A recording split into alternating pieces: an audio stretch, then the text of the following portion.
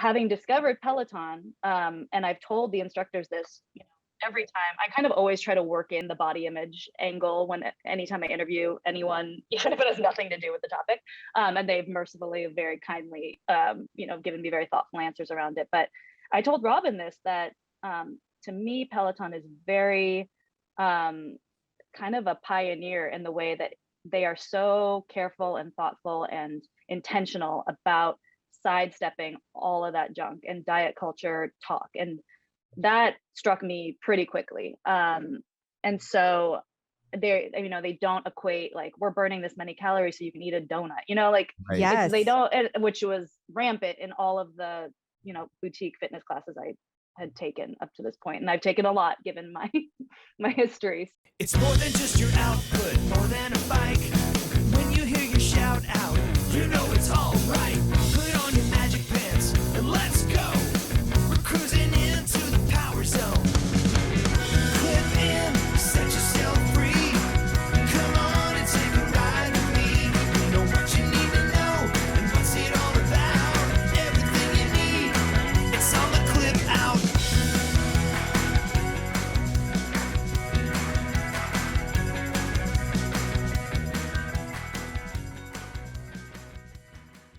Welcome to the Clip Out Podcast, episode 232. This is Crystal O'Keefe. And this is Tom O'Keefe. Just a reminder, we're coming to Boston. We are? Yeah. Assuming that our flight doesn't get canceled. Well, yes. We are attempting to come to Boston. Yeah. Whether or not the airlines cooperate, we have no control over. But our goal is to be in Boston. So It is. And so what? We said the 27th? yes, which is the Saturday. We're going to Fogo do Chao. Oh, was his name? Oh, I don't know how to say it. I don't either. It's like a Brazilian steakhouse. Yeah. So, because you will be so famished after Thanksgiving, but you got a day off to recuperate, and then you come back and you go. And so if you want to come hang out with us, we would love to see you. If you want more details, go to the Clip Out page and or group, and there's an event there and you can check it out. Yeah, absolutely. We'd love to see you. Hope you're there. Yes. So excited about this week's guest, Michelle K. Michelle K. K. I think that's not even about her initial. It's her name. Last name was so hard to say. Like she would pronounce it for people and they just go K. And then she's like, just Michelle K. But from Shape Magazine. So all the Shape Magazine articles that we've been seeing lately, or 99% of them, because somebody snuck one past her last week. Right. There were fisticuffs in the break room.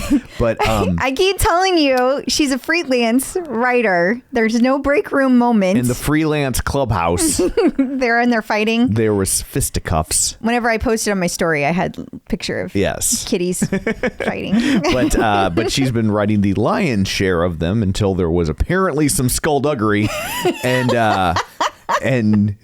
one snuck by her. I guess everybody needs a day off. That's right. But she's our interview this week, so we'll talk to her about everything that's that goes into writing one of those, how she found Peloton, all that stuff. Exactly. We also have a visit from Dr. Jenn, and you didn't put in the thing here. I sang you the notes, and then you didn't put it in what the title was this week. What's up with that? I added it to the show notes, but when I cut and pasted over, I don't know. It didn't make the cut. Well, I honestly can't remember.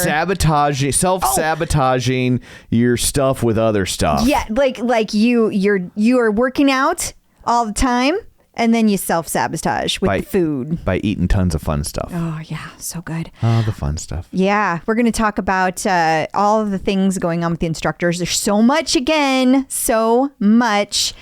including one of our instructors is in a movie. One of our instructors is creating brand new jeans. One of our instructors is writing books. So y'all need to listen to what is going on with everyone. That's right, y'all. And then we had a visit from Angelo at MetPro, and he talked about some stuff too. He's talking about transitioning from intermittent fasting to quote unquote regular eating. So he helps a listener make that move. A very specific little plan that he gave too. Also, Peloton has a major new deal with Spotify. We have a visit from the Peloton Prophet. Ooh. with some new information and a ton of other Peloton news, including a lawsuit update. Awesome. Well, before we get to all that, shameless plugs, don't forget we're available on Apple Podcasts, Spotify, Google Podcasts, wherever you find a podcast, you can find us. While you're there, be sure and rate, review, and follow us so you never miss an episode. We have a new review. Ooh, let's hear it. This is from Amy, MSMA. Okay. And she says... I feel like that's a degree. I don't know. It sounds like it, but I don't know. Okay. This Peloton podcast is something I look forward to each week. I love the way Crystal and Tom interact, all of the Peloton news they share, their guest interviews, and their genuine enthusiasm for all things Peloton. Highly recommend. So thank you very much for that. And you can also find us on the facebook.com/theclipout. While you're there, like the page, join the group. It's where you'll find all sorts of things throughout the week so you don't fall behind. Information when we'll be in your town. We do like to travel, so you never know. You never know. And you can subscribe to our newsletter at theclipout.com where you'll get all the links and everything like that sent directly to your inbox, mostly weekly. And I've been on a tear lately. You have. So we also, if listening isn't enough to fill your Peloton hole, you can watch these episodes on YouTube at youtube.com/theclipout. So there's all that. Let's dig in, shall we? We shall. Run, lift, and live with John Mills. So joining us once again is John Mills from Run, Lift, and Live. Hey, John, how's it going? It's going great, I guess. You had to really force that one. Yeah. Depends on how many shares of Peloton you have. Well, let's just say there's no more BCAAs in here. It's just water. It's just water. It's just water. It's tap water. As if that's not bad enough. It's tap. It's just tap water. Tap water. So I guess let's dig into this earnings call. It is what stock analysts, not to get jargony, would refer to as ugly. Yeah, it is. Ouch. So I just have to give a quick update just so everybody has a little context in case you haven't seen this news yet. We ended the day for Peloton at 86.06. That was when the markets closed. And then Peloton posted their earnings. And we are now sitting at 61.06. So it just went down a little. Just a little bit. Just a smidge. Yeah, if 30% is a little, then I guess it's a little. I heard at my desk at work, I heard crashing like that, like it hit. And I was like, what happened? I had to grab my phone. Oh, my bad. goodness. That's after it was down 4% during the day. Yeah. Right. It's so bad, John Foley has now been downgraded to gazillionaire. Oh, but in all seriousness, totally. John sounded sad on the call. He sounded not himself. He sounded it's got to be a gut punch. Oh, for sure. For sure. Yeah. And they've been like, they knew this was going to happen. It's not like they didn't prepare the report. So they've been mentally preparing for it, but oof. Yeah, it's like getting called into the principal's office, Or you got a D on a paper and they send a note home to your parents and the whole walk home. And then you got to wait for your mom to get home from work. I might be projecting. All right. But I mean, Jill Woodworth still is Jill. I mean, she's just delivering the information and she's like, it's the same. I mean, she gave the same tone. You're absolutely right. Same tone she always gives, but whoo. Right.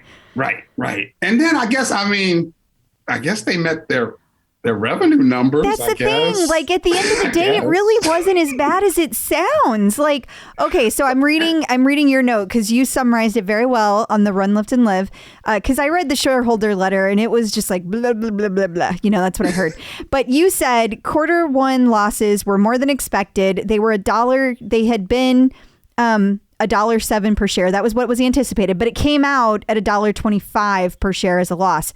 And the guidance for the whole year downshifted. Now this does hurt.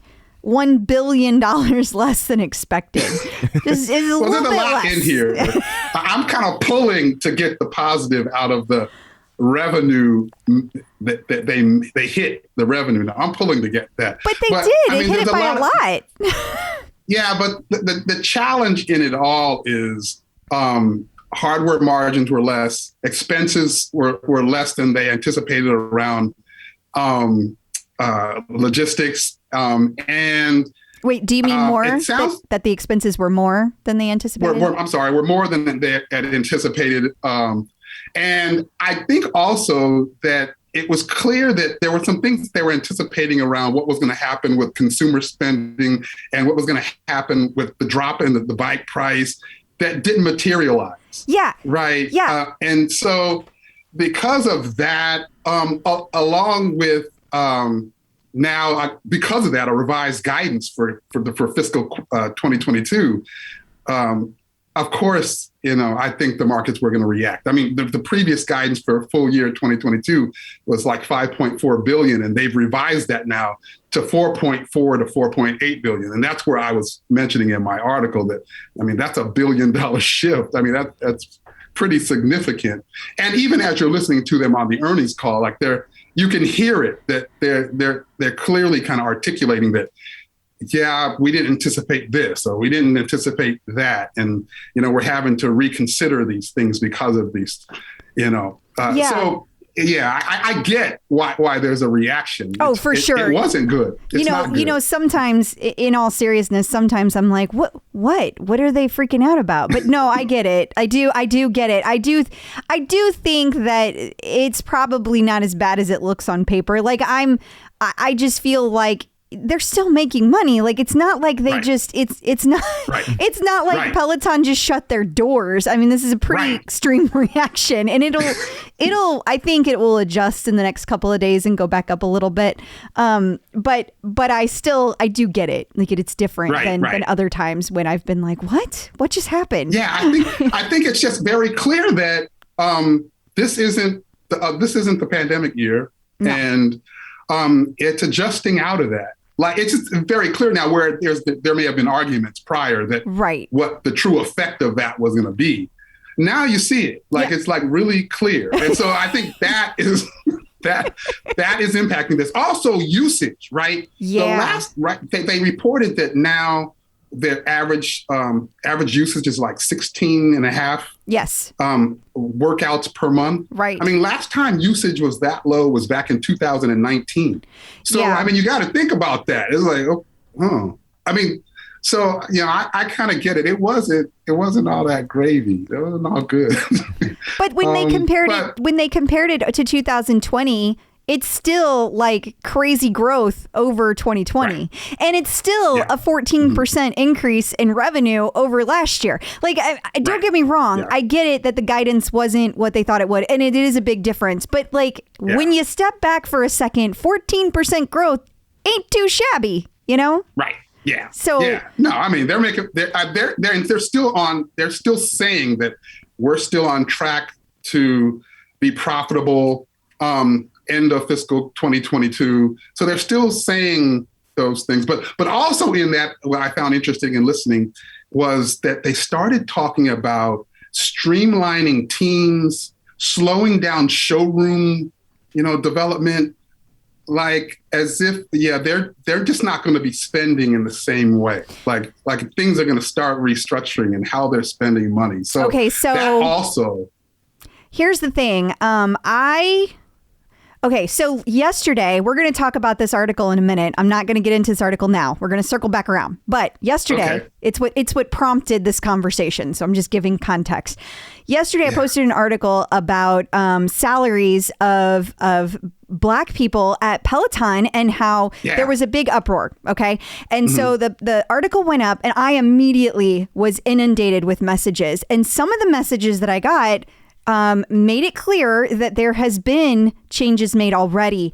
And those changes are to the retail showrooms. Apparently, they're... like not changes in relation to this article. No. No. It had nothing to do with the article. It's the reaction that was sent to me was in reaction to me posting the article.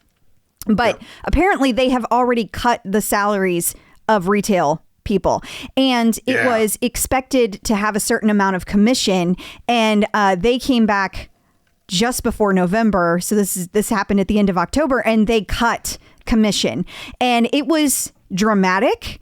And it's going to affect people because they, the showroom people don't make a ton of commission during the summer because that's not when Peloton makes the sales. So people kind of like skated through with the anticipation for Christmas time. Yeah. When sales spike. That makes sense. And now they cut these commissions just before the biggest time of the year. So ouch.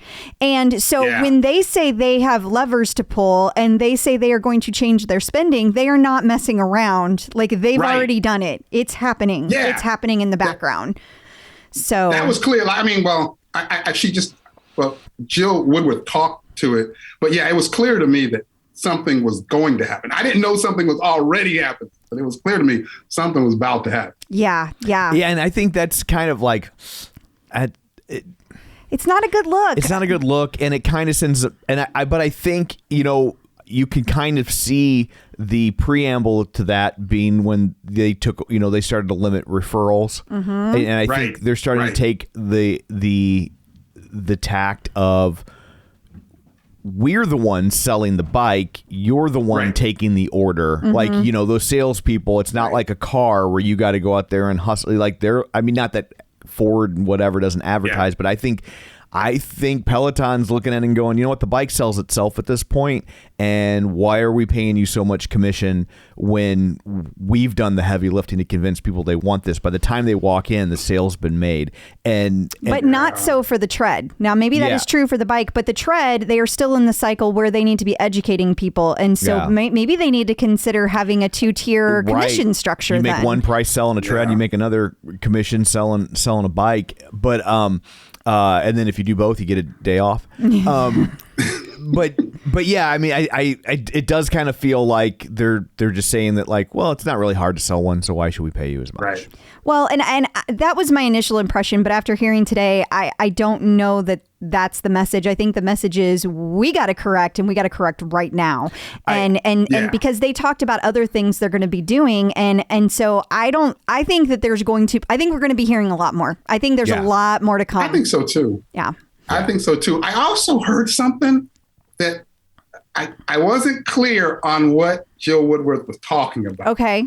Be honest, I had to step away and listen to something else. Yeah. And I heard Jill mention Apple. Yeah. And I think she was referencing Apple as it relates to their impact to Peloton and Peloton Digital. So I heard, there were 2 times Apple got mentioned. The first time it was mentioned was in her general speech that she was doing. And she mentioned it as that the data landscape has changed because Apple made that big change to how they let people access their data. And because of that, it has changed. It has changed their marketing approach. Got it. That was number one. But the second time it got mentioned was at the end during the Q&A. Somebody asked a question and they heard more what you heard, which is like Apple impacting Peloton. That is not what she said, but I think that they heard it that way, and that's where the question came from. So, and I didn't listen to the answer. I got distracted. I'll have to go back and listen to that. But when I heard it referenced, I went, oh, maybe it was just relative to the data. So I hope that's all it was. That would be good. I hope it was too. I found it fascinating that they, before they changed the prices on the bike, it was 50-50 split. They revealed on the call today that after they lowered the price, and Tom, I think you will find this fascinating, that now the split is 75-25 on the old bike. So 75% of purchases are going toward the old bike, not the new bike. Yeah. Wow, that is fascinating. And that impacted their sales. It's like they're up to 6 million subscribers now, right? I think that was the number. But 6.2, 6.2 million. And but there's people are buying at a lesser price point than they expected. Not that they're against that, but just that's not what they expected. Sure. But I will say this. I think ultimately that's a good thing, because what I read in that is that if they're selling disproportionately that many of the lesser bike, right? The original. That means that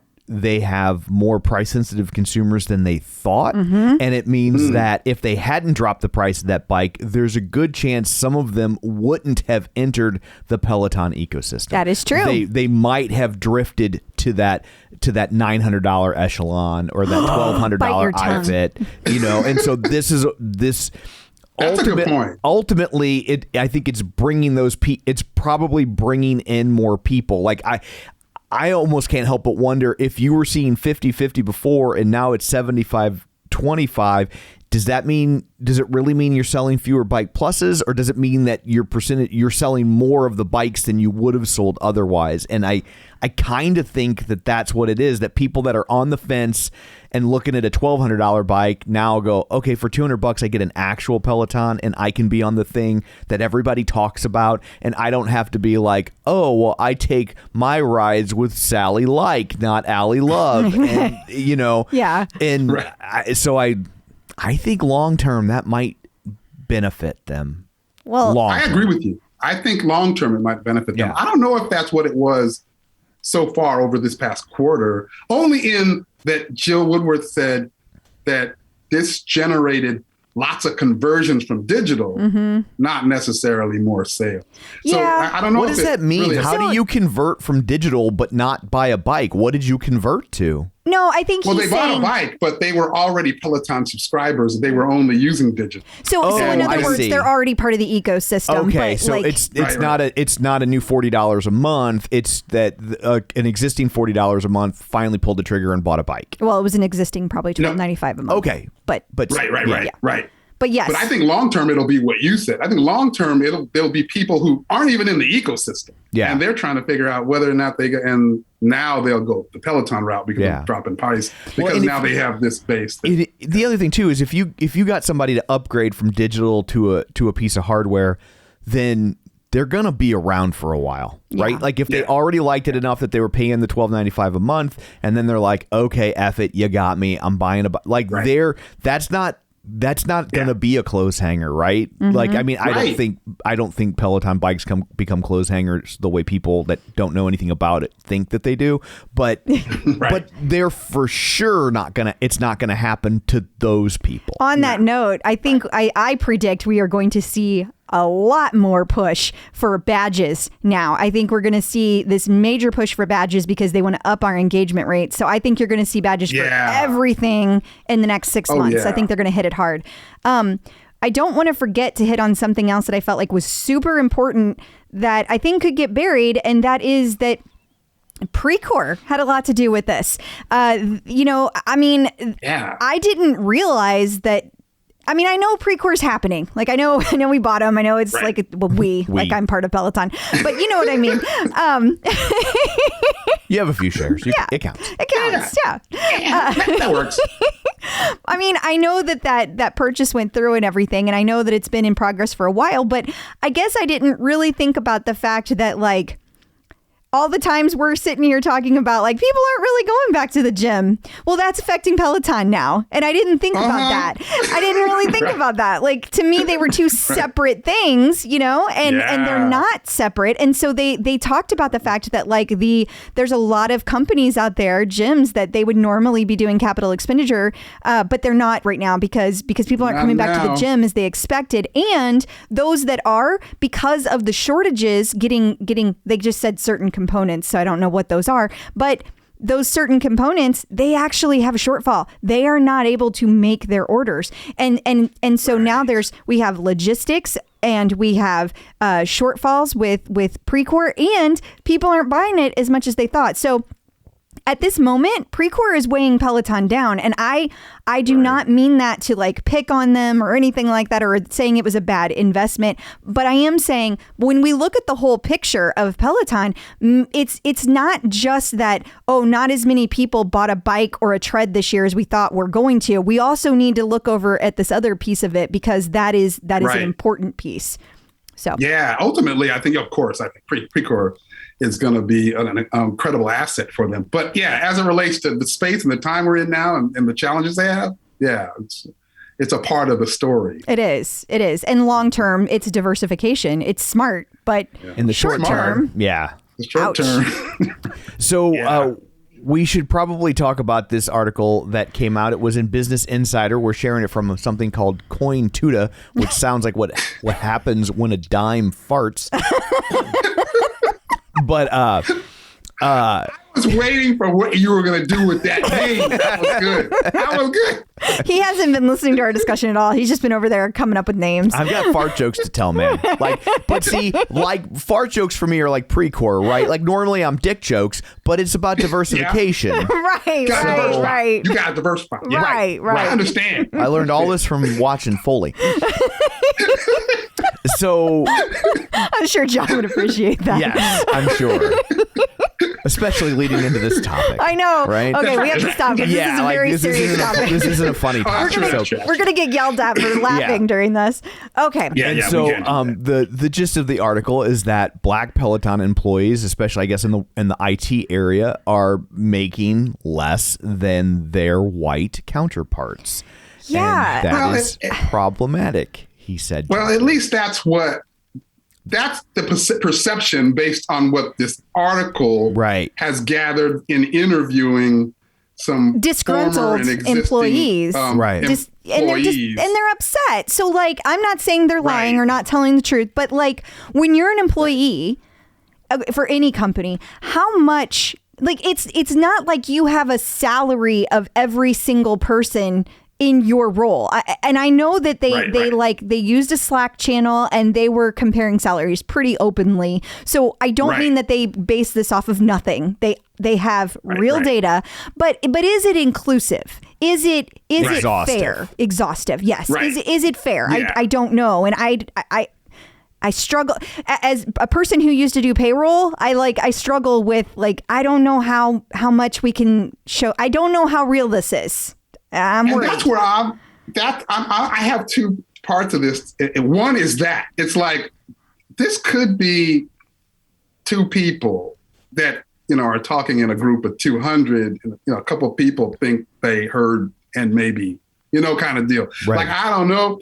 So I hesitate to go too far with it. But the piece that I do go is where it talks about lack of transparency around individuals and their range, like where they can go from a salary perspective in their role.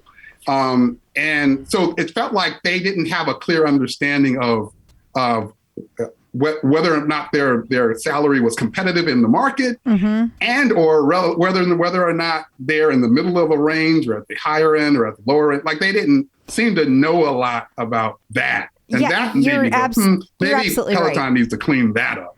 I agree, because what I heard was they're trying to be fair from the perspective of they have all these ranges and they're like grades. That's how I heard it. And that even within a grade, there could be quite a discrepancy between two people because you might live in two different cities. And that's real. That's not just a Peloton thing. That's a lot of companies. That's most companies, because a salary in New York is going to be very different than a salary in St. Louis. I mean, that's just facts. So even if we're doing the exact same thing, but where I agree with you and where it does seem fuzzy is well, how far do they have to go to get to that next pay grade? And what should their raise be? What should they be looking for? Because one thing that concerned me was one person indicated that they got a 1.65% pay raise, after being told they had done an amazing job all year. Now, that's concerning to me. My thought there, not to make excuses, but I wonder if, because I mean, I've seen people run into this where I work, because we have pay grades, we're government and they do all that. But if you max out your range and they would, they would issue cost of living raises, and they're like, oh, this year everybody gets 3%. Not you, because you're maxed out. So we'll bring you up to the max, but it's 1% or whatever. But can we talk about these salaries? Because John, that was the shocking thing to me, was that like you work in IT, right? Yeah, I do. Okay, so do these numbers look like they were about 20 years old? Yeah, those look like numbers from back in 1998. That was shocking. $50,000 for an IT person in New York City? In New York City. Yeah. So How do you live on that? Like, I mean, I feel would like be. we're about to do a commercial. I know. Yeah. New York City. Yeah. But yeah, I that kind of shocked me too, which is why I then started thinking, okay, if there is something to this. Plus, I've kind of been in this scenario before over my career where I found out that like everyone around me was making more money than like I just happened to be in a scenario where everybody around me was Caucasian. So I was like, what in the world is going on? So I've been there and then had to fight to figure it all out. Yeah. So I've been there. So that's where if there is any credibility to it, I thought, well, I guess Peloton should find some way to address it in a constructive way. And I don't know if that's based on the article, if that's what happened. Like it didn't, I didn't hear them really trying to address that component of it. They did say that they are doing an independent salary study. So that's one. Okay. And two, that they, what was the other thing that they said that they were doing?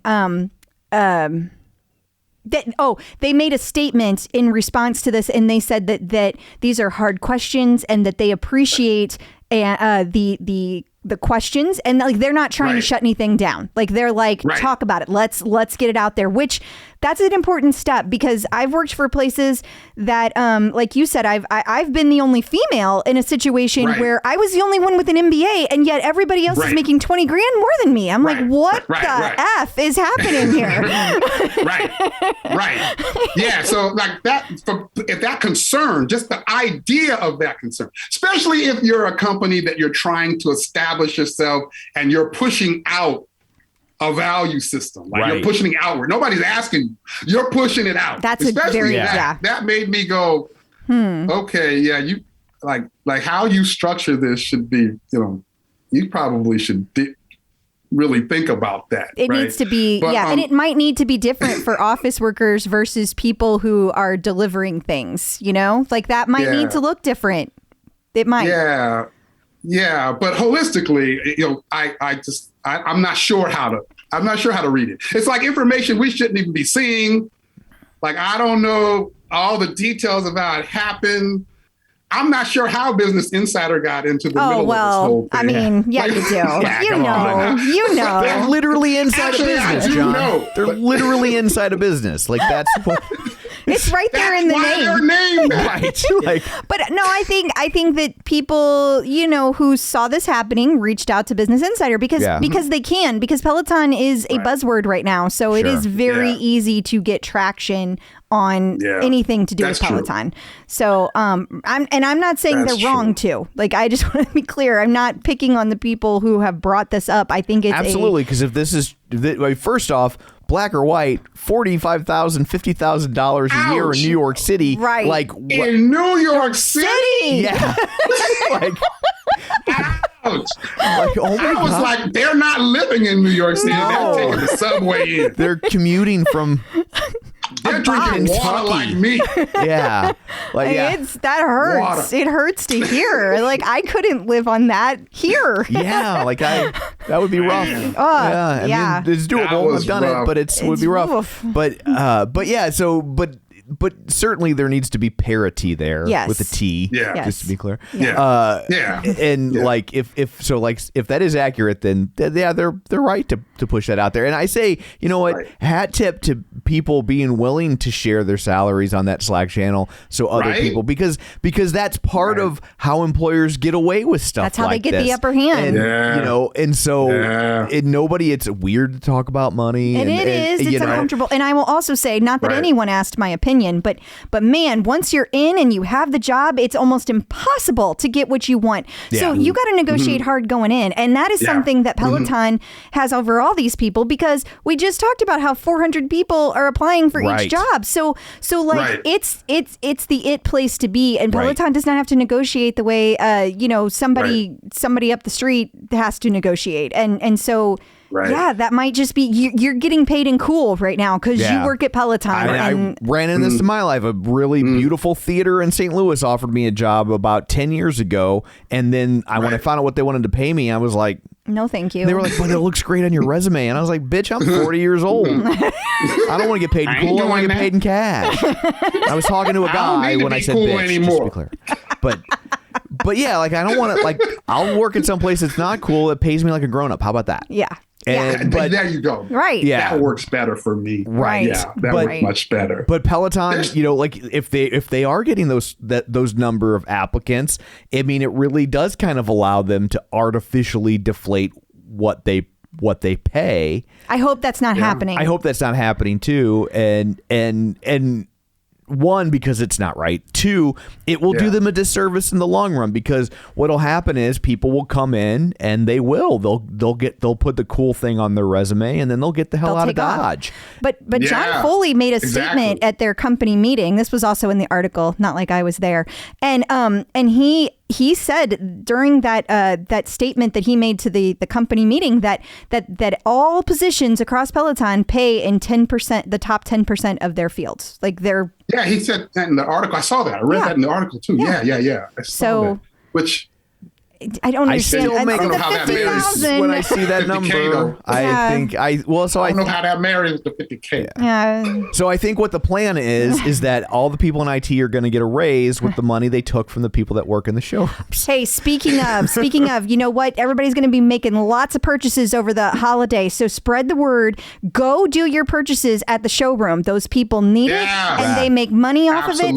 So please, everybody, don't order online. No, don't order online. To a showroom. That's right. Go to a showroom, and if you need people, I have names. Call me, email me, send me a message. I will get you names. So please, get those. Get that business in the showrooms. Absolutely. 100%. Yeah. Don't do it. I mean, it's nice and convenient, but no. Find a showroom. Find a person there. Give them that commission. That's right. Yeah. Absolutely. Yeah. Well, John, thank you so much for joining us again. Until next week, where can people find you? They can find me on Facebook in my page or group, Run, Lift, and Live. They can find me on Instagram, Run, Lift, and Live. They can find me on the Tickety Talk, Run, Lift, and Live, right? Or they can find me at runliftandlive.com. Awesome. Thank you. So if you're looking for something that the whole family can use from an exercise standpoint, might we point you towards a fight camp? What a perfect gift for the fitness lover in your life, because the holidays are coming up and it's, of course, the most stressful time of the year. And this would be the perfect gift. Absolutely. A fight camp brings the best workout in the world into your home and makes it fun. You can learn to box and kickbox from your home with access to world-class programming, elite trainers, premium equipment, and smart technology that turns your workout into an interactive experience. It is so cool to see the numbers on the punch trackers go up, and like you have a baseline that you're trying to beat, so you automatically have that video game aspect that you're trying to beat something, and it pushes you harder. They also have paths. So if you have no boxing experience, Fight Camp has your back. There's programs that are specifically designed to teach you the basics of boxing and kickboxing so you can build a strong foundation. And boxing requires focus. Precise combinations push you to think about every punch you throw, and it's the ultimate way to clear your mind and forget you're even working out. Yep, and you can get the whole family involved. It's one of the only home workouts that's safe for kids to do because there's no heavy weights or spinning wheels. It's an amazing way to get their energy out, learn something new, and share an experience with the whole family. Now is the best time to get your fight camp. Take advantage of their holiday deal going on now. If you purchase this November, you'll get an additional pair of gloves for free. Just go to joinfightcamp.com/clip to get an additional pair of gloves for free all November. Go to joinfightcamp.com/clip. That's joinfightcamp.com/clip. Getting the psychological edge with Dr. Jenn. Joining us once again is Dr. Jenn Mann, licensed marriage, family, and child therapist and sports psychology consultant. You may know her from VH1's Couples Therapy with Dr. Jenn or VH1's Family Therapy with Dr. Jenn. Her long-running radio show, The Dr. Jenn Show. She's written 4 best-selling books, including The Relationship Fix, Dr. Jenn's 6-step guide to improving communication, connection, and intimacy. It's Dr. Jenn. Hello. Hello. Well, we have a fun one that I think you will, I think might bring us back to intuitive eating. This is from Marta. This is from Marta Wilcott. She says, self-sabotaging my awesome workout progress with bad food choices. She does the Hardcore on the Floor calendar. She just joined the Fall Power Zone Challenge, but even before she rides 3 to 4 times a week and strength trains 5 days a week, then she's starving and makes bad food choices. Yes, she knows she should eat more protein and not keep crap food in her house. She knows it all, but if someone could just constantly slap the chocolate or popcorn out of her hands, that would be much better. Oh, Marta, I just want to completely revamp your whole relationship with food. I don't take the popcorn. I don't want to take the chocolate. I don't want to take any of it. What I want to do is help you have a healthier relationship with food. And it sounds like you're under eating. It sounds like you're letting yourself get too hungry. And if you do that, you're going to ultimately overeat. It also sounds like you're depriving yourself too much of the foods that you love and that you haven't found a balance. And what we know that all the studies show is that the more you deprive yourself of foods, the more you're going to be out of control when you have them. So I actually would not want you to take those foods out of the house. Part of my No More Diets app that's all about intuitive eating is about legalizing food.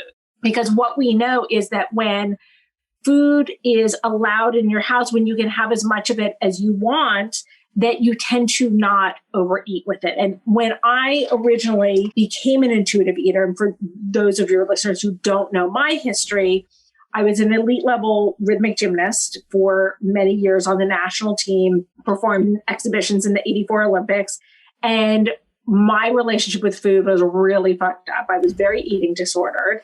And then after 10 years of that and trying everything and under eating and overeating and having my weight fluctuate by about 70 pounds, what I ended up doing was I came across intuitive eating, and I had to learn to allow myself to eat all of these foods that I had thought of as quote unquote bad foods, because I had this terrible, unhealthy diet mentality. And part of what I had to do was one by one, I did the whole legalizing food process. And what that looked like was there would be a food that I felt out of control about. I would bring it into the house, and I would bring it in quantities that were like 4 times the most I could possibly eat. And I remember the first food that I did that with was peanut butter, because it was one of the first foods that I had told myself I couldn't eat. And so I had to bring in all of this peanut butter. And at the beginning, I found myself overeating. And then once I knew I could have as much peanut butter as I wanted, it lost its meaning, and I wasn't needing to overeat with it. And that can be a very scary process, especially if you feel out of control with food. And there are a lot of dietitians and nutritionists around this country who are familiar with intuitive eating. I have an app called No More Diets that talks you through the whole process. And I also know it can just sound very overwhelming for someone who's struggling the way you're struggling. And I totally get it, because I've been there, done that. And I'm now at a point in my life where I have my favorite foods in the house and they go bad. My favorite is ice cream. I'm an ice cream fanatic. I love anything that is non-dairy because I'm vegan, but that has like chunks of stuff in it. Like, Ben and Jerry's, like with chunks of pretzels and, donuts and cookies and whatever. And I now have that stuff in the house, and it gets freezer burned because I know I can have it anytime I want. And so I don't need to eat it all the time. And that's where we want to get you. We want to get you where you have a healthier relationship with food. And I think that, at the very bare minimum, you want to stop under eating, and you want to stop depriving yourself so much, and reintegrate some of your favorite foods into your life so that you don't have to binge on them, and that you don't have to feel so out of control. But I do think that you could use some help with someone who has some experience, like a dietitian or a nutritionist, with the intuitive eating model. Definitely. Well, it sounds almost like beer when you're 20. Mm-hmm. You know what I mean? That it's like when you're 20 and somebody offers you a beer, it can be like a Tuesday night and you're like, I don't know when I'm going to get my next beer. I'm going to drink it. Where when you turn 21, now you just, you have a 6-pack of Natural Light that sits there for 6 weeks, because it's like you can do it whenever you want. Definitely. Exactly. Yeah. We tend to overdo what we feel a sense of scarcity with, because there's that sense of like, oh my God, I can't have it. I can't have it. Like I need to get as much in as possible now. Awesome. Well, that's wonderful advice as always. And thank you for sharing it with us. And until next time, where can people find you? on social media at Dr. Jenn Man, 2 N's on Jen, 2 N's on Man, and also in Style Magazine, Hump Day with Dr. Jen. I have a weekly column that is all sex and relationship advice. Awesome. Thank you. Thank you. Instructors in the news. So Tunde is writing a book. Well, it's written. It's written. I mean, I would hope. Yeah, because they got to print it. You can pre-order it now on her website.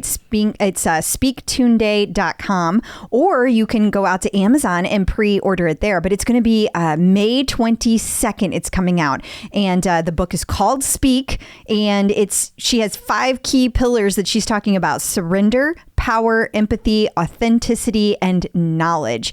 And I like how she says this: you might pick up this book because you've taken my class or follow me on social media. Maybe a friend will give it to you, or you'll spot it unexpectedly in a bookstore and pick it up. No matter how we meet, I will do my best to give you a reason to move forward in whatever ways we can. The beauty of uncertainty, after all, is infinite possibility. How amazing is that? Yeah, and part of me is like surprised it's taking this long. I mean, I guess Robin had a book, but that kind of predated Peloton, right? It did. So I'm surprised we haven't seen this yet, but I'm sure we will only see more of it. Especially, and Tunde was one of them, but a lot of the instructors have signed with like big not publishing agent, but PR firms. So that's part of what they navigate. And to show you the power of Peloton, the book is already number 1 on Amazon. Isn't that amazing? Number 1. Yeah. I guess I should also say, and the power of Tunde. I mean, yeah, it's not for nothing. She's out there like, well, I wrote the damn thing. What are you giving? What's Peloton getting the credit for, Tom? I'm super excited to read this. I can't wait, and I'm kind of hopeful that maybe I can somehow send her a copy and get it signed. Like I would just fangirl so hard. Just have her autograph your Kindle. Yeah. Can you just sign right here, Tunde? Congrats to Tunde, though. That is so cool. Absolutely. So exciting. People might have been wondering where Daniel McKenna has been. Yeah. So I guess it's been about a week and a half ago. He posted and he was like, well, I'm going to be gone for a while, and it was a week earlier than I expected, but it's all good. Don't worry. It's good. And even though he said, don't worry, it's good, there were still people freaking out. Where is Daniel? Right. Why is he not on the schedule? Why was it so soon after he started? And I just want to remind people that, even though he just recently had his premiere run, he's actually been working for Peloton for at least 6 months. It takes a long time for them to get ramped up. So soon really isn't that soon. But perceptually for the public, it seems like exactly he's just been there for a cup of coffee. Right, yeah, right. An Irish cup of coffee. I'm Irish. I can say that. Yeah, you can say that. But come to find out that he's been dealing with an ongoing ear problem for about 10 years, and he had an operation at the New York Eye and Ear Clinic. Let's just call it that. Okay. And it's fixed now. So the operation was a success, and now he needs to heal. So it's going to be a little bit longer before he's back, but he's doing great. And that's all good news. And somebody brought up in our group, because I posted about this in our group, of course, and somebody said, I wonder if he waited so long to get it taken care of because this is the first time he's had really good medical insurance. I was thinking the exact same thing. I was like, if you're wondering how long it takes for your benefits to kick in at Peloton, now you know. Yeah. Yeah. So either way, congrats to getting that taken care of. And we are so glad that it's nothing serious and you will be back on the tread soon. We can't wait. I really enjoy his instruction. He's really good. Well, you do have a soft spot for Irish guys. I do. Vanity Fair is reporting that Emma Lovewell is now designing jeans. Yeah, there's a really cool partnership between Emma Lovewell and I believe it's called Cine. So they're a fashion company that's rooted in technology. So that's pretty cool. So now you get to go in and have your own jeans custom made. Like she has a whole line of jeans and you go in and you make some choices. Right. And the jeans will then be a custom made for Well, it you. sounds like we're doing all the work. What's Emma Lovewell doing? Well, I think she designed the line. Okay. I'm if I'm designing my own jeans, I don't know what she's getting credit for. She's bringing the entire style to you. You pick from the existing line. And so it's got that 90s kind of look to it. So it's got the washed, relaxed look. Right. And so she's bringing 90s to all of our houses. Awesome. Yeah. I love my 90s. I know you do. I love my know. Nirvana and all that sort of stuff. Well, congrats to Emma. Very cool. So normally we've been doing this with John Mills, but we had him do the earnings call with us this week. And so we will have to tackle our Dancing with the Stars recap by ourselves. And only one of us watched it. Guess which one? Yeah. So obviously it was me. I don't know that it's obvious. I think it's obvious. That's a little hurtful. Is it? Yeah. Oh, okay. Maybe. Well, this something week can be accurate and hurtful. So this week, they actually danced. Cheryl and Cody actually danced twice. The first time they danced, they always do like an intro before they dance. Right. And this week, Cody had a dance from, it was Queen Week, so it was all songs from Queen. Right. And they danced to My Best Friend. And it wasn't the original, but that's neither here nor there. Yeah.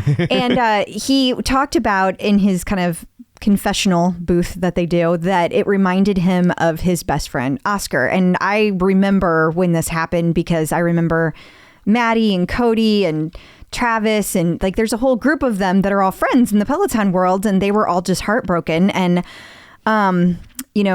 unfortunately, Oscar, it was an overdose, and so Cody talked about that. But it was super sad to watch. I can't even imagine losing somebody that close to you, But this moment really reminded him of that, and so the judges felt like his performance, brought out that they could feel his connection to Oscar, and right. He did a really nice memorial to him, honoring him in that dance. And they ended up scoring really well. They got 8s and 9s, 2 8s and 2 9s. And then at the end of the show, there were kind of like dance relays. And it was like Soul Train. They came out one at a time, like one couple at a time. Mm-hmm. And it was like a dance off. Yeah. It was like a dance off. And so that one was like a quick step. And then the judges at the end awarded bonus points. And so in this case, there were 4 judges and Cody and Cheryl got 2 points. And then Iman got 2 points. And then there was the yellow couple, as I call them. They got because 0 of their points. Outfit, yes. Just to be clear. Yes. Oh my God. That sounds terrible. I don't even know who they were. They were wearing yellow but they were outfits. wearing yellow. Yes. Oh God. Ugh, I'm so awful sometimes. I meant it in the nicest way. I didn't know their names, so I was being silly. Sure. But they got 0 points, and I felt really bad for them. But like they made a mistake in their little quick step, and actually so did Cody and Cheryl. Yeah, I saw a little stumble. I was done peeing when that happened, and I walked in as there was a little stumble on Cody's part. Yeah. Yeah, but they did recover very quickly. Yeah. And I don't think that the yellow couple wearing yellow was quite as quick on their recovery. So I think that might have contributed to it. But yeah, it was a big week, and of course Cody is safe again, and so he will be doing next week.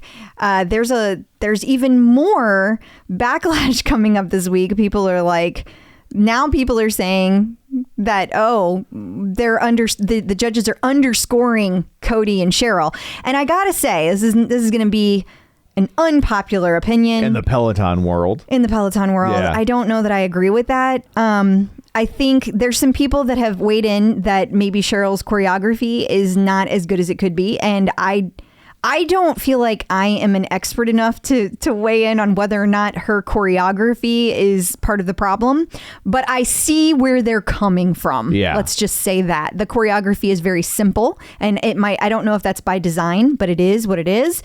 It's not doing its best. It's because it's so simple. It's not showing off all of Cody that it could be. Right. And so I don't think that this week was their best. I feel like last week was better. And so I feel like I don't know that I really agree that they didn't get judged as well, but I do think that it's really important that as Peloton fans, we keep going out and voting, because the way that it works is there's some of the weighting from the judges, but also some of the weight comes from at home getting the votes. Right. And so we keep coming and showing up, and he is going to stay as long as we keep doing that. So we got to keep doing that to keep him in. And then while we're on Cody, the LA Times had a nice write-up about Cody. Yeah, they did. And it's titled "How an Unusually Approachable Fitness Guru Became One of the Pandemic's Biggest Stars." And so this is another kind of We Love Cody article where they talk about like how his humor and his sayings and his his silliness and approachability on the bike is what got them through the pandemic. I mean, he's very relatable to a lot of people, and he brings that energy. And so yet another article.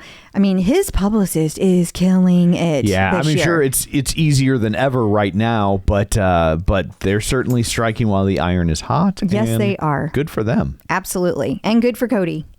So if you like Christmas and you like Hallmark Christmas movies and you like Peloton, do we have a treat for you? You need to run, not walk, to Netflix and pull up One Royal Holiday, and you will see Instructor Bradley Rose. He is right on the cover of this. So if you're watching, you can see him in the bottom right-hand corner. That's his little face. So is he the royal or the holiday? Do we know? Is that a spoiler? Should I not say? I don't know. He's got the accent to be a royal. Gotcha. But I don't know. I'm not sure what sort of accent a holiday has. I don't know. Yeah. I don't know. But I think it's really cool. And I feel bad because I pulled this off of somebody's Instagram and I don't remember who it was. Like, I feel like I should know that. I had heard about this story, but I kept forgetting to take a picture of it. Right. And so this person so nicely put the cover of the movie out there, but then they added a bunch of people. So if you recognize yourself as being the person who added it, I'm happy to give you credit. Let me know. Yeah. Whoops. Sorry. But yeah, so I was this. Do you think this has been in the can for like before he was a Peloton? Yeah, I instructor?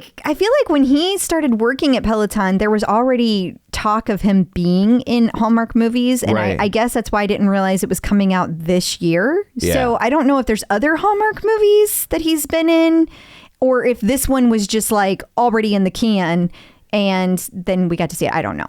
Gotcha. But there you have it. The Clip Out. Joining us once again via the magic of ZoomTube, it's Angelo from MetPro. Hey, how's it going? Hello. Hey, guys. Hi. Great to see you. You too. We have somebody in our community that needs your help. This question comes from Jason Hartzell, and he says he's hit his goal weight through intermittent fasting and exercise. How does he transition to a feeding program that prevents him from putting what he lost back on? And in case you need to know, he intermittent fasted Monday through Friday. He would do one meal a day. And then on Saturday and Sunday, he did normal eating. Okay.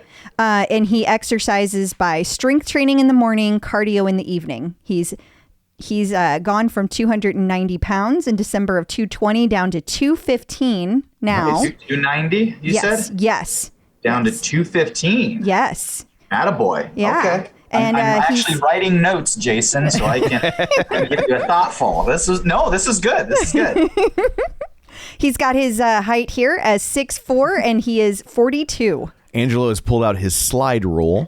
He's going to do some quick calculations for Jason. 42. Okay, so Jason, you were 290. You're now 215. You've been eating one meal a day. I'm going to assume that's evenings, Monday through Friday, and then eating. Did he say 3 meals a day? He just said normal on the weekends. Yeah. Okay. So first of all, awesome job. And he's wanting to transition to quote unquote normal.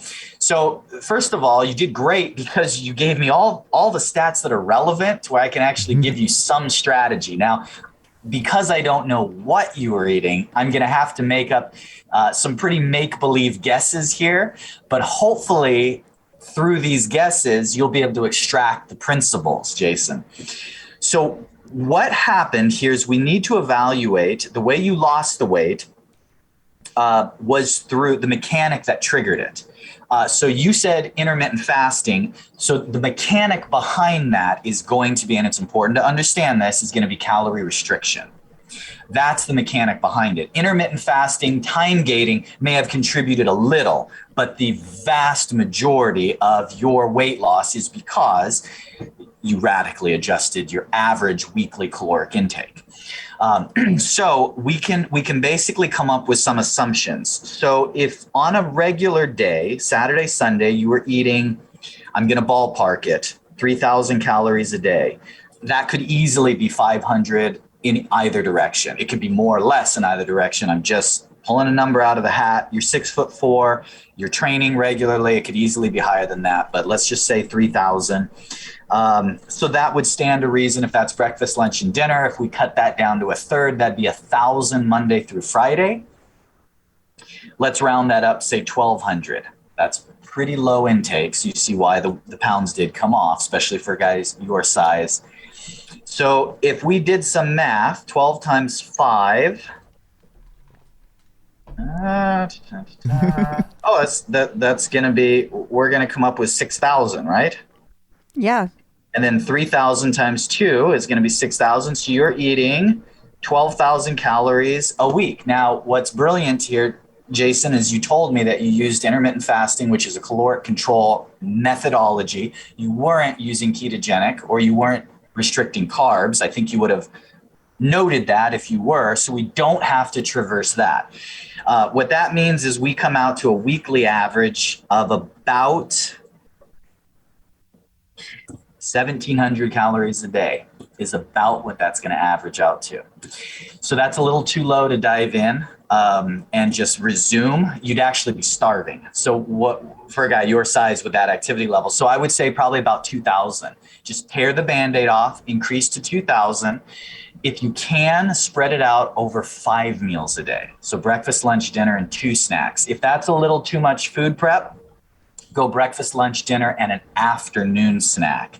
Make sure that each day you come out in the ballpark of around 2,000 calories, or just extrapolate based on how close I was with those numbers. Was it actually you were at 3,500 calories and 1,500? Were you a little less? Find that approximation. The more meals a day you spread those calories out over, the more opportunity you have to use those calories in the way you want. And here's the bad news, Jason, you're going to gain some weight back. You have to just allow that process to happen. You're not going to gain back to 290. You're not going to get anywhere close to that. Here's the choice you get to make. When you put that weight back on, does it go to body fat or muscle? So if you're not doing anything to put muscle on, you only have one bucket. When you gain weight, you've gained body fat. It's the only bucket your body has available. But one of the beauties of strength training and understanding where it fits into a weight loss model is when you get to the point where you are revving your metabolism, putting calories back in, you want to give your body that second bucket.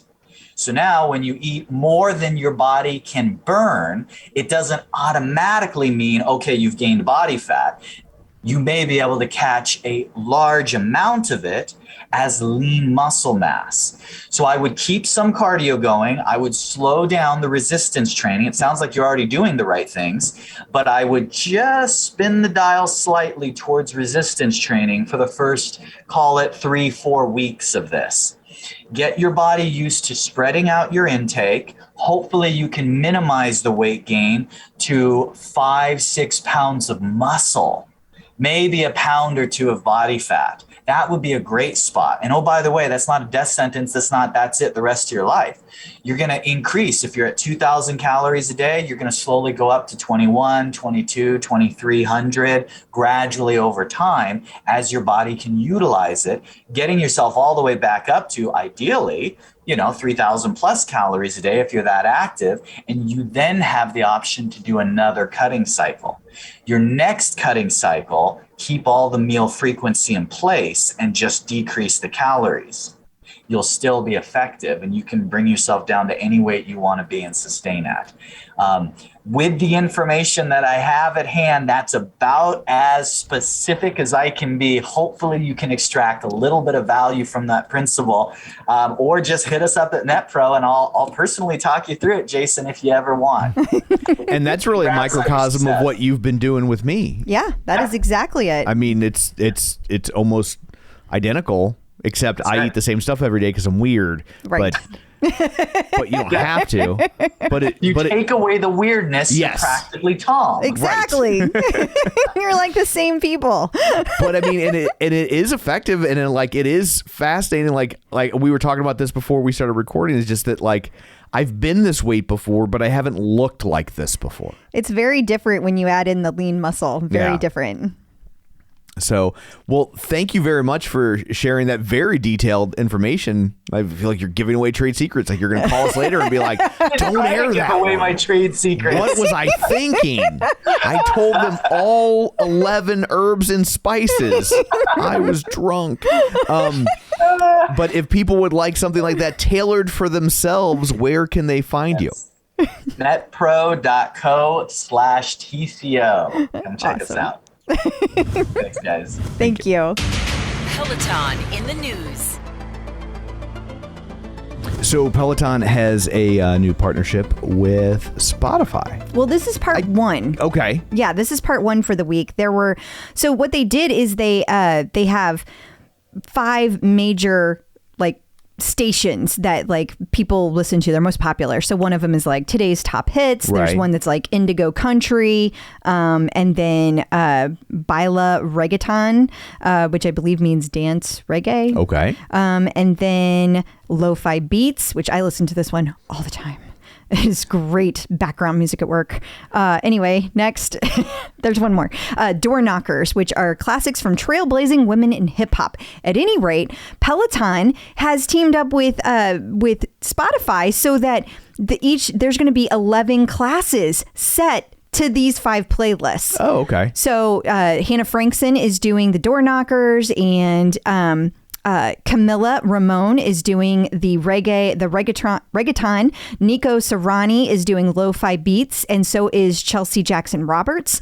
And then there is a ride from Indigo with Matt. No, I'm sorry. The ride is with Dennis. The run is with Matt Wilpers. Both of those are Indigo Country. And then today's top hits, there's going to be a yoga with Anna Greenberg, a ride with Leanne Hainsby, a run with Kirsten Ferguson, and strength with Olivia Amato. How cool is that? Absolutely. So that was part one of the Spotify news this week. Goodness. Yeah. And then the other big Spotify announcement. Yeah, this is cool. So Peloton and Spotify teamed up again. So if you don't know this, there's a workout hub within Spotify. So you can go there and find workout music. Like I go there often for like my outdoor runs, especially before Peloton gave Android, any kind of Peloton capabilities. Sure. And before I switched to iPhone. But at any rate, they have stuff out there. Well, now there is a whole Peloton list. So there's Robin Arzon's playlist, Allie Love's playlist, Adrian's playlist, Maddie's playlist. You can go out there and you can actually find the different playlists that like you want to listen to the most. So there's going to be a whole shelf within there. It's 7 playlists from their instructors, and they include Running by Peloton, Tunde's playlist, Strength by Peloton, and more. I got the impression that there are a ton of these coming. They accidentally posted one that had almost all of the instructors having these playlists, and then like, whoops, they took it all down. Whoopsie. And then they put it back up with this news article. So I think that there's going to be like over time, this is going to grow. But for now, we start off with 7 of them, and it's going to be very cool. So check it out and see if you can find one that matches your personality with your favorite instructor. And don't forget, there's my unofficial soft rock playlist that people just positively adore. They do, actually. You have a lot of followers on that for Spotify. There's like 75 people or something that follow that playlist. So, I mean, again, it's Spotify, but, it's pretty cool. Yeah, it's pretty good for just mentioning it a couple times. Yeah. And as if teaming up with Spotify wasn't enough, Peloton is now on Delta flights. I don't understand. Like I can barely fit my legs in there, and I'm like 5'6", but I don't know how they're going to get bikes in there. Well, you're not going to get bikes in there because it is meditation and stretching. That's all. And they're like 5 or 10 minute classes. So it's not like somebody's going to be sweating in the seat next to you. If they get that sweaty doing a stretch, then they might want to see a doctor. But this was actually announced. It was weird because like Hannah Corbin was posting about this on Spotify, on Instagram last week. I saw this, and then I totally forgot about it because who flies Delta? I never fly Delta. I think it depends on where you live and where you're going. But it totally does. Where we live, like Delta's like it doesn't go anywhere or if it does, there's like 9 stops to get there. It's like taking a school bus. To be fair, we have a shitty hub, so that's a major part of it. We used to have a good one, but Those days are long gone. That's a long story. Anyway, the point being, I totally forgot about it. And so this week I saw that Peloton actually like put articles out about it. But they talked about this, but then isn't one of the other articles we have in here that like there are people already complaining about it? Not everybody's happy about it. Shocking, I know. Yeah, travelers are outraged, according to The Sun over in the UK. They say that this is not a good idea, that there's not even enough room, like you said, Tom, to sit in a seat, let alone stretch. Like, how are you going to do that? And I do got to kind of wonder how you're going to stretch in a plane. Like, I guess you can like roll your ankles. I don't know. They said that because this says that there's 5 classes in it. So there's 5 stretching and meditation classes that have been designed exclusively for Delta, and that they range from 5 minutes to 20 minutes. And then you can do these exercises in your seats. Now, I feel like the real news here is that this is the first time Peloton has allowed their classes outside of their ecosystem. I feel like that's the real news. But I don't think that unless you're doing these classes back to back over and over again for the whole flight, I just can't imagine that it's going to be that disruptive. Well, especially meditation. Yeah. Like, you can sit there and think. Like, that's okay. There's almost enough room for that. Yeah, almost. It depends on if you've got a jerk who won't let you have the little armrest or not, you know? The guy in the middle that thinks he gets to take both armrests? I think being in the middle, you get to have both armrests. I think that's... I see. Yeah, I think if you're in the middle, I feel like you get that. That's part of, like... It's already crappy you sit in the middle. So yeah. But at any rate, I don't feel like there's a 20-minute stretch. I feel like it's probably a 5-minute stretch. Yeah. And maybe outrage is a bit overused these days. Yeah, that's fair. But congrats to Peloton. Either way, it's a cool partnership. The Peloton blog had an interesting article about meeting your best friends through Peloton. Yes, and I have to say, the real reason I wanted to include this is because it's Mary and Joan. Mary and Joan were featured on it. And they are such huge parts of the JSS tribe. They have been so nice to me, since day one that I was on the bike. And I've always, gotten hellos from them. We've met them in person. It is just so cool to see somebody that you've known from afar to be featured on the Peloton blog after all this time. So congrats to Mary and Joan, who met their best friends on the bike. And finally, for this segment, New York Magazine had an article, The Best Gifts for the Peloton Obsessive in Your Life.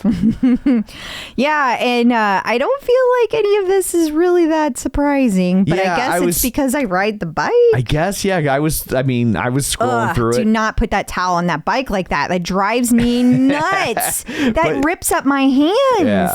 But scrolling through, I was like, well, these are all commonly known things, I would think. Earphones. Well, that's a real game changer. Right. But it's out there if you want to check it out. And if you can't find it, just subscribe to our newsletter at theclipout.com. Peloton in court.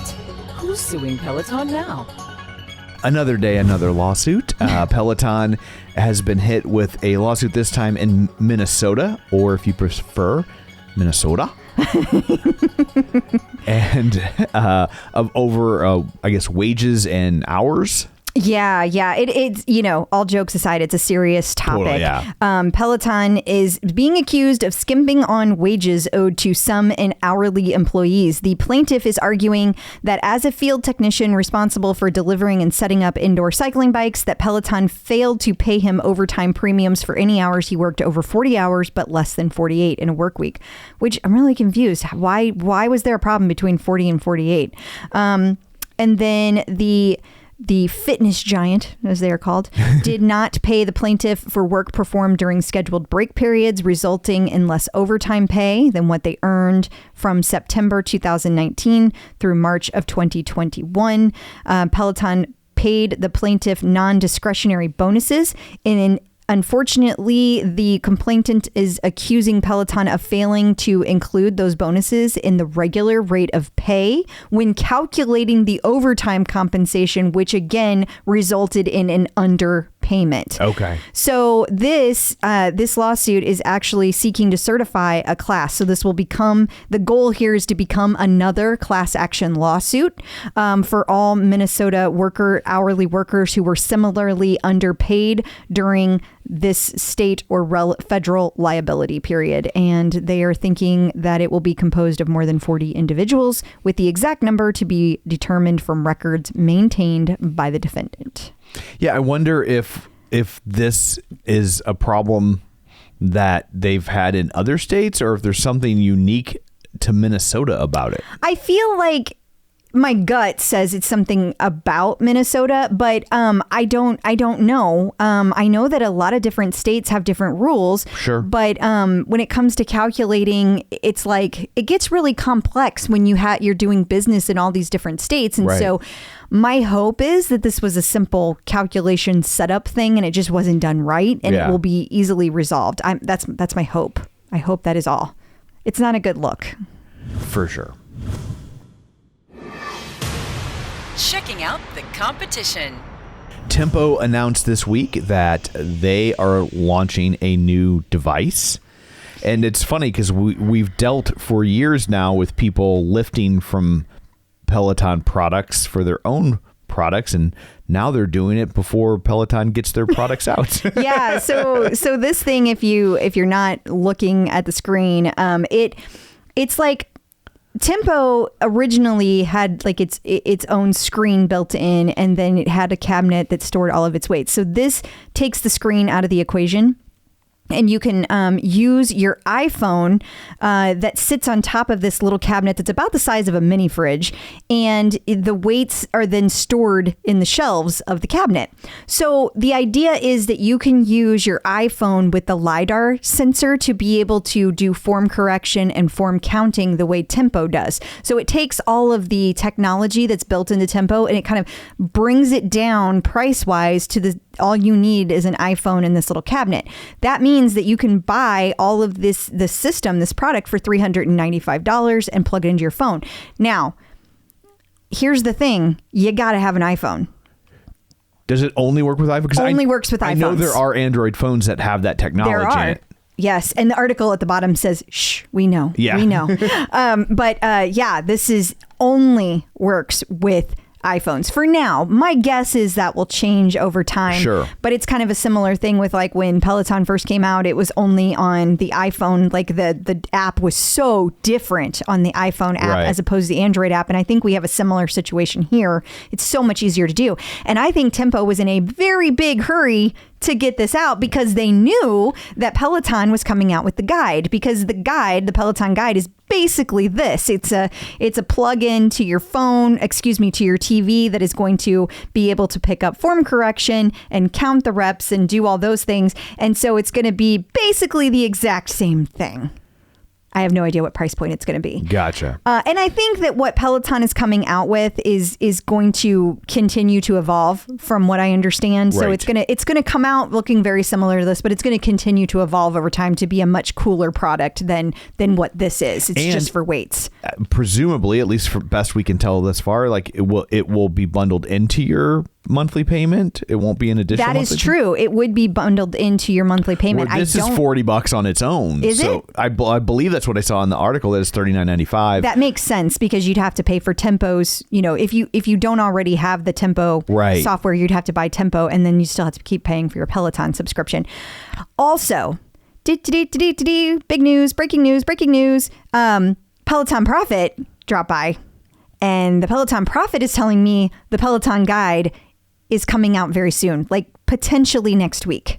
Like the announcement. Yeah. And then they will probably, assuming that the world keeps up with all of the supply chain stuff, that it will probably start shipping in January. And so, if that's something on your mind and you see this, just wait a week. This doesn't seem like something that's cool enough that's going to get anybody to go, I'm done with Peloton. I'm switching to Tempo. For sure not. But I will say this. I've been saying this for a long time, and I love Peloton. Everybody knows I love Peloton, but damn it, strength is just not their strength. This is not where they shine. And so I feel like this is, I'm frustrated because I feel like Tempo beat them to the punch. And I feel sorry for all the people that have been working on the Peloton guide for so long. Right. And then just to get the rug pulled out from underneath them. I mean, it was a win for Tempo. This was a win for Tempo. It looks good. It's right in time for Christmas. It's the first one to the market. Right. And it's right before Peloton does their earnings call this week. So it hits a lot of boxes. I feel like Tempo actually did some real damage to Peloton with this. I mean, I don't know that they did damage to the bottom line, but maybe to the egos and morale a little bit. Egos and morale. And I think that because even when Peloton does come out with the guide, it's not going to be overwhelmingly amazing. Yeah. That's their strength stuff just isn't. And they don't, what Peloton needs to focus on is programming, and there is none, and they are not showing that they are interested in creating that. I hope that changes. I hope they have stuff in the background I just don't know about, and that it will all be amazing. But right now, I don't care who you are, Tonal is by far the best. Period. It's better than Tempo because it's got all the programming. It's got you have a personal trainer in that thing, plus all the AI. Like, it's just, hands down. It's not even close. It's pretty fancy. It is. It's amazing. And then while we're talking about competitors, Fitness Plus got a patent, whatever that means. I mean, I know what patents are, but I don't know what it means. So this article made no sense to me because it's dumb. John and I were going back and forth on this, and John says that this was basically a GUI change. That's it. They did a patent to change the GUI interface, and that's it. So I feel what does that mean? So it was an upgrade to what the system looks like. Gotcha. GUI interface is what the screen looks like what it's going to look like. And so they filed a change so that the design is going to feature HIIT, yoga, and core and other workouts that are taught by a specific trainer, but that resemble a Peloton class. So in my mind, they're going out of their way to increase the amount of products they have, right? Because they're adding all the HIIT, and they're changing up yoga and core, but they're also trying to make it look more similar to Peloton. So, this article, the reason I say it was dumb is because they say this is the reason that Peloton shares were down, and I call BS. Yeah. I'm not buying it. I don't like Seeking Alpha. That's was what it I a think. GUI what? GUI interface. I think that's what it's called. Okay. I thought because that's where I was confused. Like, how do they get a patent on that? Pornhub already has it. I should have known I was being set up. I should have known. In case you missed it. So Allie Love celebrated 5 years with Peloton on November 2nd. Yes, it was the 5 a.m. ride. It was a 30-minute ride. So if you didn't get a chance to take it, you still can. And of course, you can always send Allie a belated congrats. And Marcel Dinkins had her first country run, which you enjoyed immensely. I did. I loved her country run because it was different country music than I typically hear on Peloton runs, classes, whatever. And she had some fun factoids about herself, that her very first job, she worked in Graceland, and she talked about all kinds of things, like how she learned about Graceland through music. And my favorite thing that she said was she talked about how petty country music is. And when I say petty, I know that sounds mean and snotty, but no, it was, she said it with love and admiration in all the best ways, like Carrie Underwood before he cheats, or, right.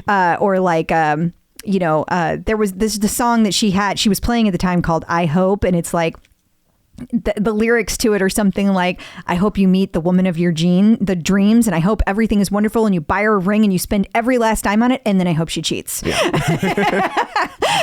And it was amazing hearing her talk about that. She also featured a couple of country Black artists, and I don't remember the man's name, but Mickey Guyton, who has been a Peloton music collaboration, was talked about as well. And I thought that was really neat. I think it's Blanco something. Blanco Brown? That's it. Blanco Brown. We met him. We did meet him. Okay. I thought we did. Yeah. Okay. So then she played a song that was by him and Parma Lee. So it was, Parma Lee is like a band from the 90s, and most people don't know them. I just happen to have a lot of country music knowledge, but they did have a few hits, and so they did a song together, and that was the song that she played. So I really enjoyed it. If you haven't got a chance to take Marcel Dinkins' Country Run, do yourself a favor, go take it absolutely soon. They announced the Jess King Experience Season 3 is upon us. Yeah, so this will be interesting because they are saying it's going to be a rave around the world. It's 5 different cities: Ibiza, Berlin, Paris, Brazil, and London. So every other pill in Ibiza. Every other week. So this will be every other week, not every week. You'll be experiencing a different rave in a different city. And she says that you can always bank on there being bumpin' house beats featuring DJs and tracks relevant to each city. Now, DJ John Michael is, of course, part of this. He's always been part of this, but he is actually mixing. He's mixing the actual song. So it's going to be fresh. So this will be very cool. And it's going to be fun.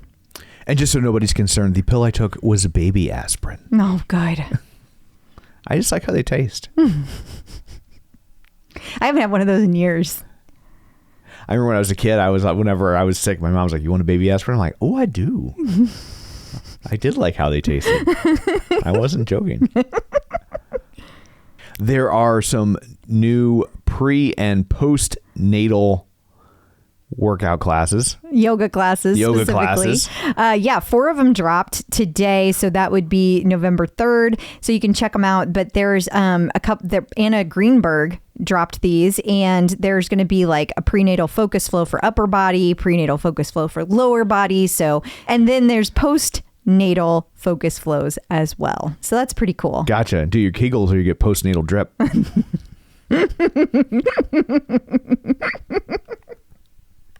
You okay over there?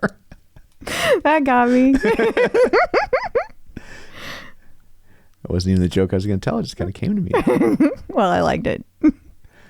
And Rebecca Kennedy has a challenge for everyone. Yeah. So this month, she had one in October too, but this month is going to be Gritty Gratitude. So last month in October was the Killer Core, and now we're moving into Gritty Gratitude. So it's going to be lifting weights and adding in cardio. So it's 3 weeks, and it is tough. And she has very specific days you work out and length of workouts. So it's going to be a really great program.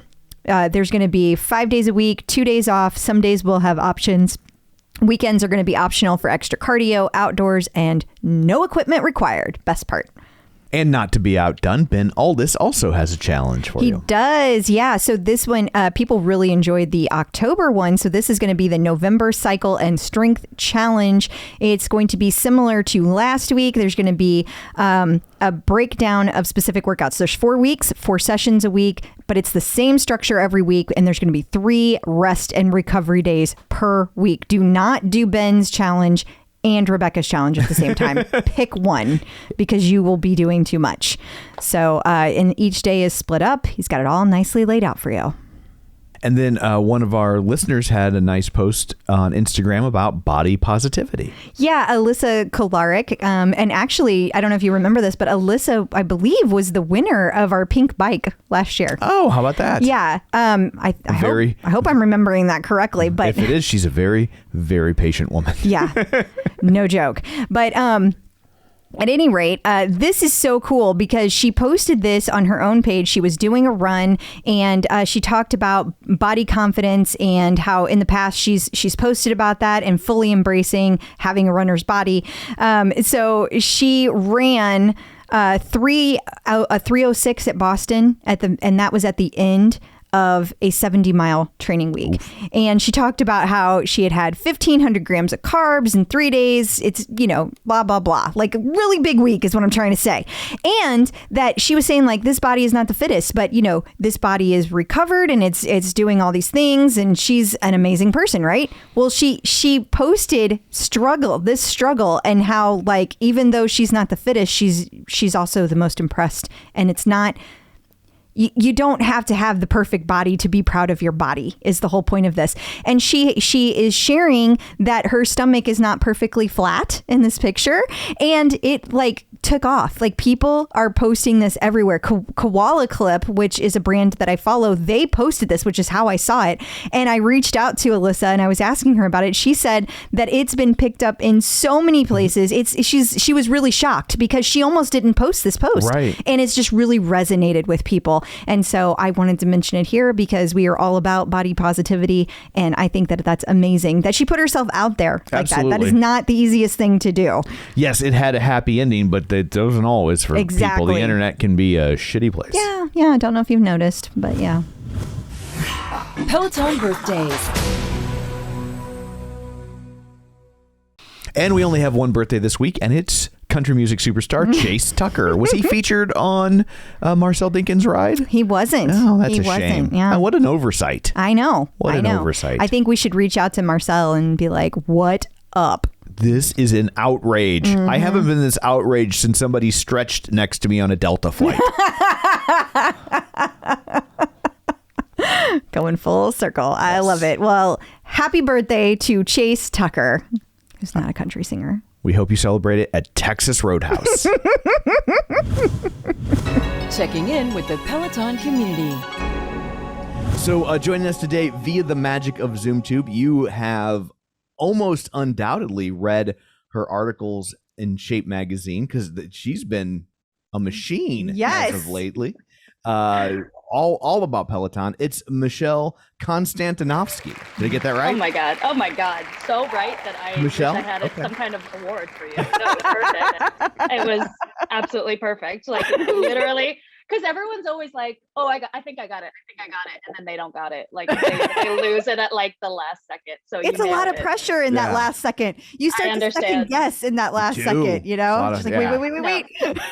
No, it's 15 letters for anyone who's counting. So I understand that there's a lot writing on that, but you did perfect. It's a shame you can't use proper names in Scrabble. Yeah, because man, you would get the big score all the time. Are you not allowed to? Because I totally do. Like I'm not like an avid player, but I like cheat constantly if that's the case. As long as the other players sign off on it, it's like the $200 same rules. Pass and go or free. It's not my problem what they sign off on. That's right. As long as there's, and this is really just words to live by. As long as there's mutual consent for all parties involved, then you do you. I think that's applicable to most situations. Yes. Exactly. Including Scrabble. Especially Scrabble. So tell us, how did you find Scrabble? It's going to be a Scrabble podcast now. I'm honored to be your first guest. Yeah. Do you secretly hate Words with Friends? Or you're like, what a cheap bunch of shit. Just call it Scrabble. You're welcome for creating a spinoff for you guys, just in case this whole Peloton thing doesn't work out. You're welcome. I would like 5% of the royalties from the gold mine you're sitting on. But yeah. Well, okay. So I'm gonna reel it back in because if I leave Tom to it, he's never gonna. Yes. And I'll just keep going. So yeah. I think it's up to you. The whole podcast will be about the monkeys and Mystery Science Theater. And Scrabble. I can talk like at length on either one of those topics. So what? Don't reel it in. Okay. So Peloton. Okay. Now so for anybody who doesn't know, if they don't even know, they haven't read your articles, like you've written so many that have appeared in Shape magazine. So if they've read an article about Peloton in Shape magazine, it is very likely yours. But how did you originally come across Peloton? Oh man. I will say as of late, it may be mine because I think I've become their go-to in the last 6 months. But prior to that, they had great coverage as well. I just weaseled my way in. And so I think they've like given up and allowed me to take the reins on that. But how did I first discover Peloton? I've heard you guys in passing mention that commercial that everyone knows about. And as I was saying before, like I'm deep diving on the podcast, so I'm excited to listen to your interview with the actress from that. Very excited.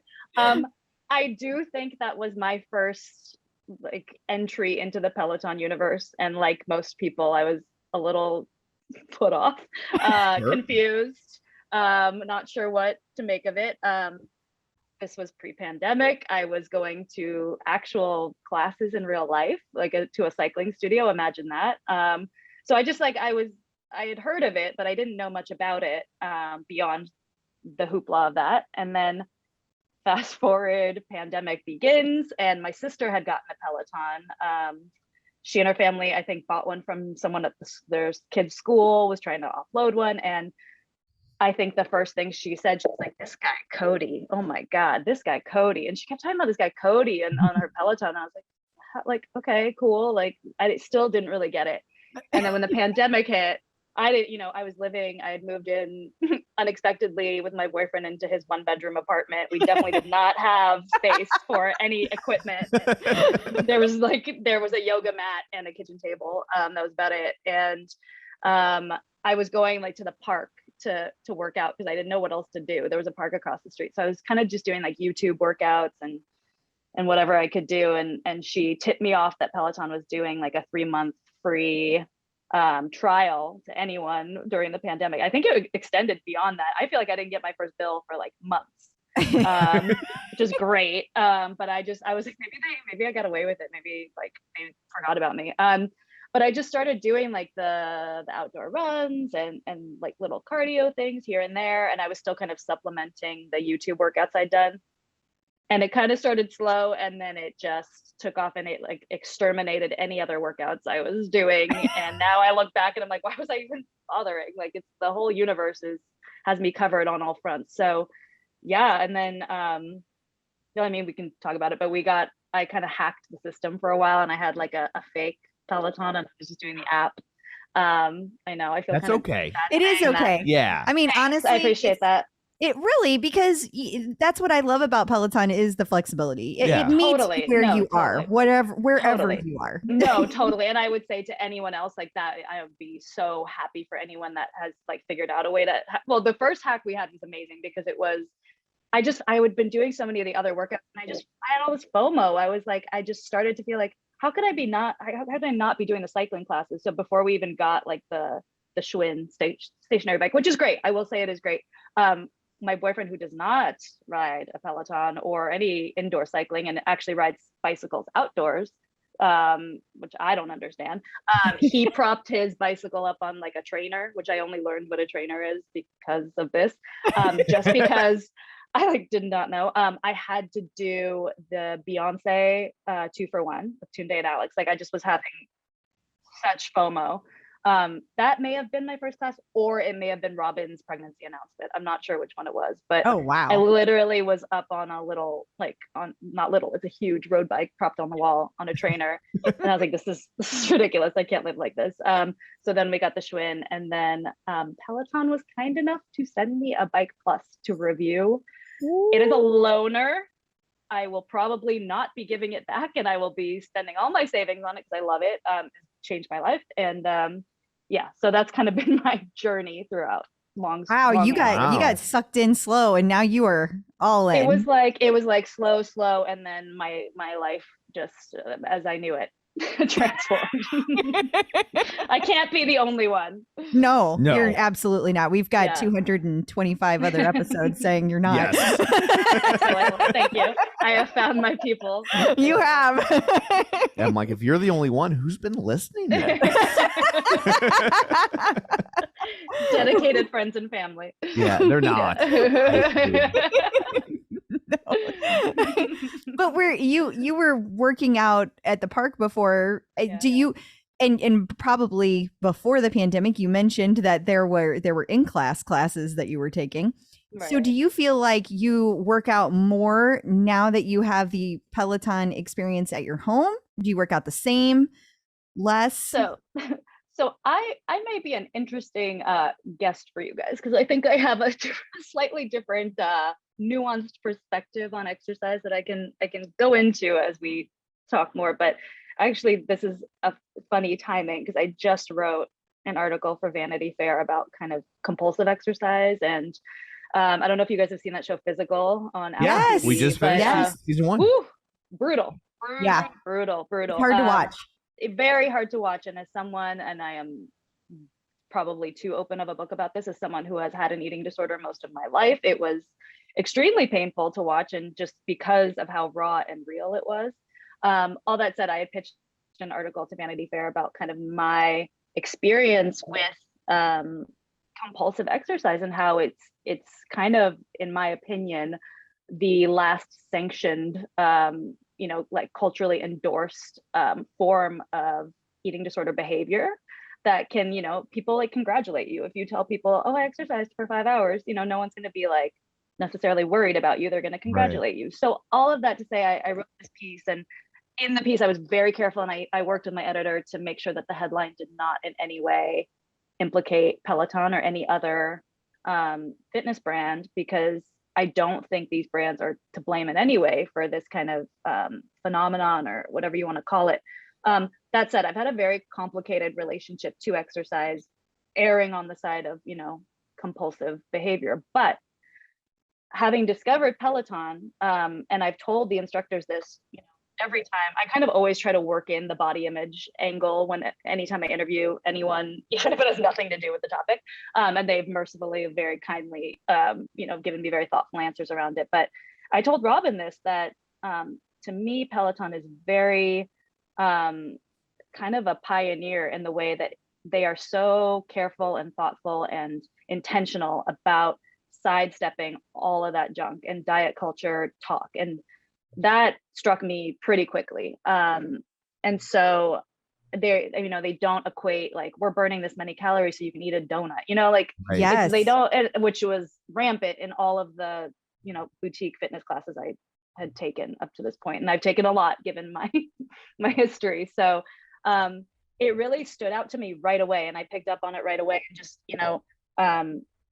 I don't know if that's, central to Peloton's kind of ethics and code, but the instructors themselves have done such a great job about kind of, disconnecting movement and physical activity from worth and value as a human. And I just so appreciate that. And so another long answer to your question, I think it's helped me in a lot of ways become more flexible and open to a variety of movement methods. And they are just so good in even like I took like a 15-minute Cody class, and he was like, whatever you did, it was enough. And they always say that, which I think is, it sounds simple, but for someone, especially with someone like me who has, that history, hearing that from someone, especially from an instructor and a person in that position, to hear like, whatever you did, it's good, you're fine, you're enough, is really powerful. So all that to say, I think it's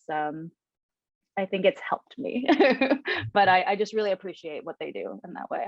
Wow. Yeah, I think that message works on a lot of levels, because for people who are new to exercise and maybe don't think it's for them, it also sends a message of like, you don't have to do this a certain way for it to count. Just be glad you're here doing it. No, I totally agree with that. And I do think that Peloton's thoughtful about it. They've since the beginning, they have always shied away from saying like, this is a diet thing. Like this is this, you're doing this to lose weight. They've never said that. They always have said, be the best you, be the person that you want to be, whatever that looks like, and they've always celebrated. And I think that's smart, but I also, like, in fairness, like, I don't know that it's entirely altruistic, right? Like, I mean, if you approach the bike from a point of view of weight loss and a diet, then, we know what happens with diets, right? Like you hit the number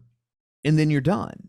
And then the cycle goes for a lot of people. And so I think also, like, if they want to keep people using this bike long term, they don't want to position it as, no, that's true. And totally. I think it kind of checks both boxes. Yeah, no, totally. And I do appreciate, having now be like deep diving on your podcast. I think you guys do such a great job of presenting fairly your opinions on the brand. It's not necessarily like a full-on cheerleader, campaign for Peloton all the time. And I think you are very like thoughtful in your critiques. And I think that one is very, relevant and makes a lot of sense to me. But it also, given how much you guys know about the brand, and I know you've been following it for so long, I know you've talked about, actually, have you gone to the studios in New York? Oh, yes. Oh, yeah. And gone to Homecoming? That's like, to me, is like, you've been to the Holy Land. Yes, like ma'am. the fact that you have been there from those early days, and you can say that they've been consistent with that messaging, that to me means so much. And even if I'm sure, every brand's message has every brand message has, multiple factors going into it, and Sure. maybe they're not all altruistic, but at the end of the day, I'm kind of like, do I care? Like, they're doing totally. great Like, work, absolutely. Yeah, like I don't even mean it in a crappy way. I think it works on both levels. But if this company lands on saying the right thing, like, okay, yeah, like, totally. Like, the end result is the same, right? Yeah. I'm just grateful, and I thank them for putting that message out there. Outside of me and my experience, I just think that we're just not in a culture that knows how to talk about movement divorced from that diet culture on the whole. So I just think they're doing a lot to further that conversation and to open the dialogue. And I'm grateful. So. Well, I agree. And I can't wait to read your article about that in Vanity Fair.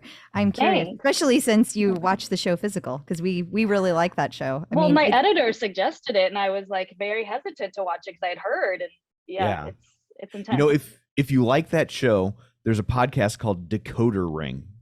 And it's all about like weird pop culture things that you're just like, why is this a thing, right? And so like they'll be about anything. Like they did one about truck nuts, right? But they do one about the Jane Fonda workout, and Physical to me feels like a very fictionalized version of that story, because Jane Fonda kind of lifted that workout from a boutique fitness place, and she was using it to originally to like fund a political cause that she was invested in, and it just kind of blew up, and she didn't expect it. But it's a fascinating, as a 2-part episode, even if you don't care about that stuff, which it was riveting. So I'm so excited.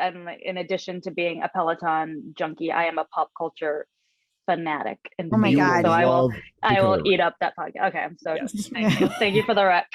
I think you and Tom should be friends in real life, because I mean, you mentioned Mystery Science Theater 3000. My sister raised me on it. So my God. We saw the movie in the theater.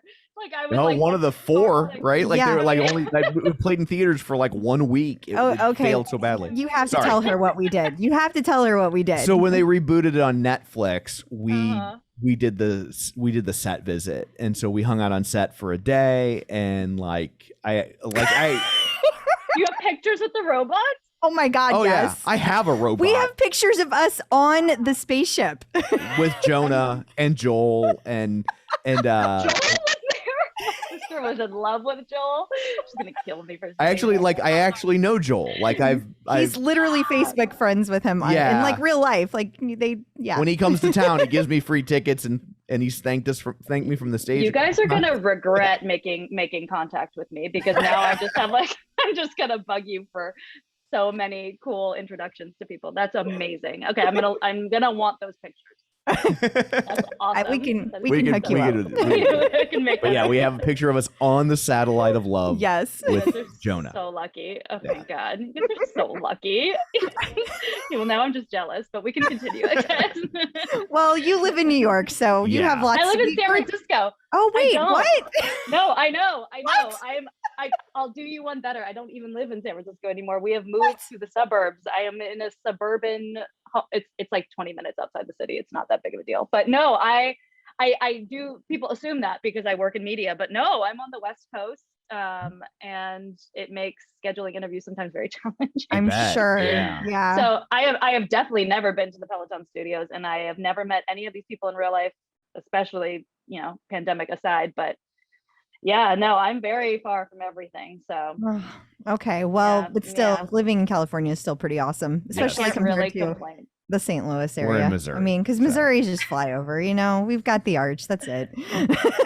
I've heard wonderful things about that arch. So I don't know what you guys. I actually had to write an article once for HowStuffWorks.com, which I used to write quite a bit for, about the arch. I found it fascinating. So. See, here's what irritates me about the arch. It's called the gateway to the West, right? Mm-hmm. So the most important thing about our city is how to leave. Mm-hmm. Or enter. Right. No. Yeah, nobody stays. Gateway to the West. It doesn't work the other way. Yeah, it doesn't. I'm really trying. I was really trying. That's what we got. All right. Yeah. Thanks for passing through, America. I mean, Panera, and we live in St. Louis, which is you're not allowed to talk about this issue because you get too worked up.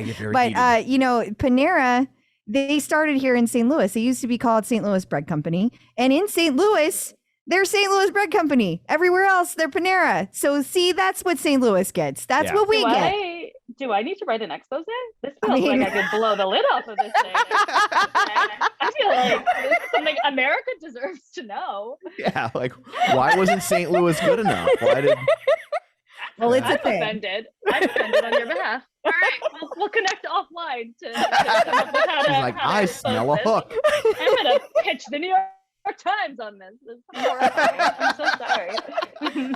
Well, I'm sure St. Louis is lovely, but yeah, no, I'm in the Bay Area. I was born and raised in San Francisco. Very proud, but I feel very far from New York. I bet. Yeah. I feel far from New York, so I can't even imagine.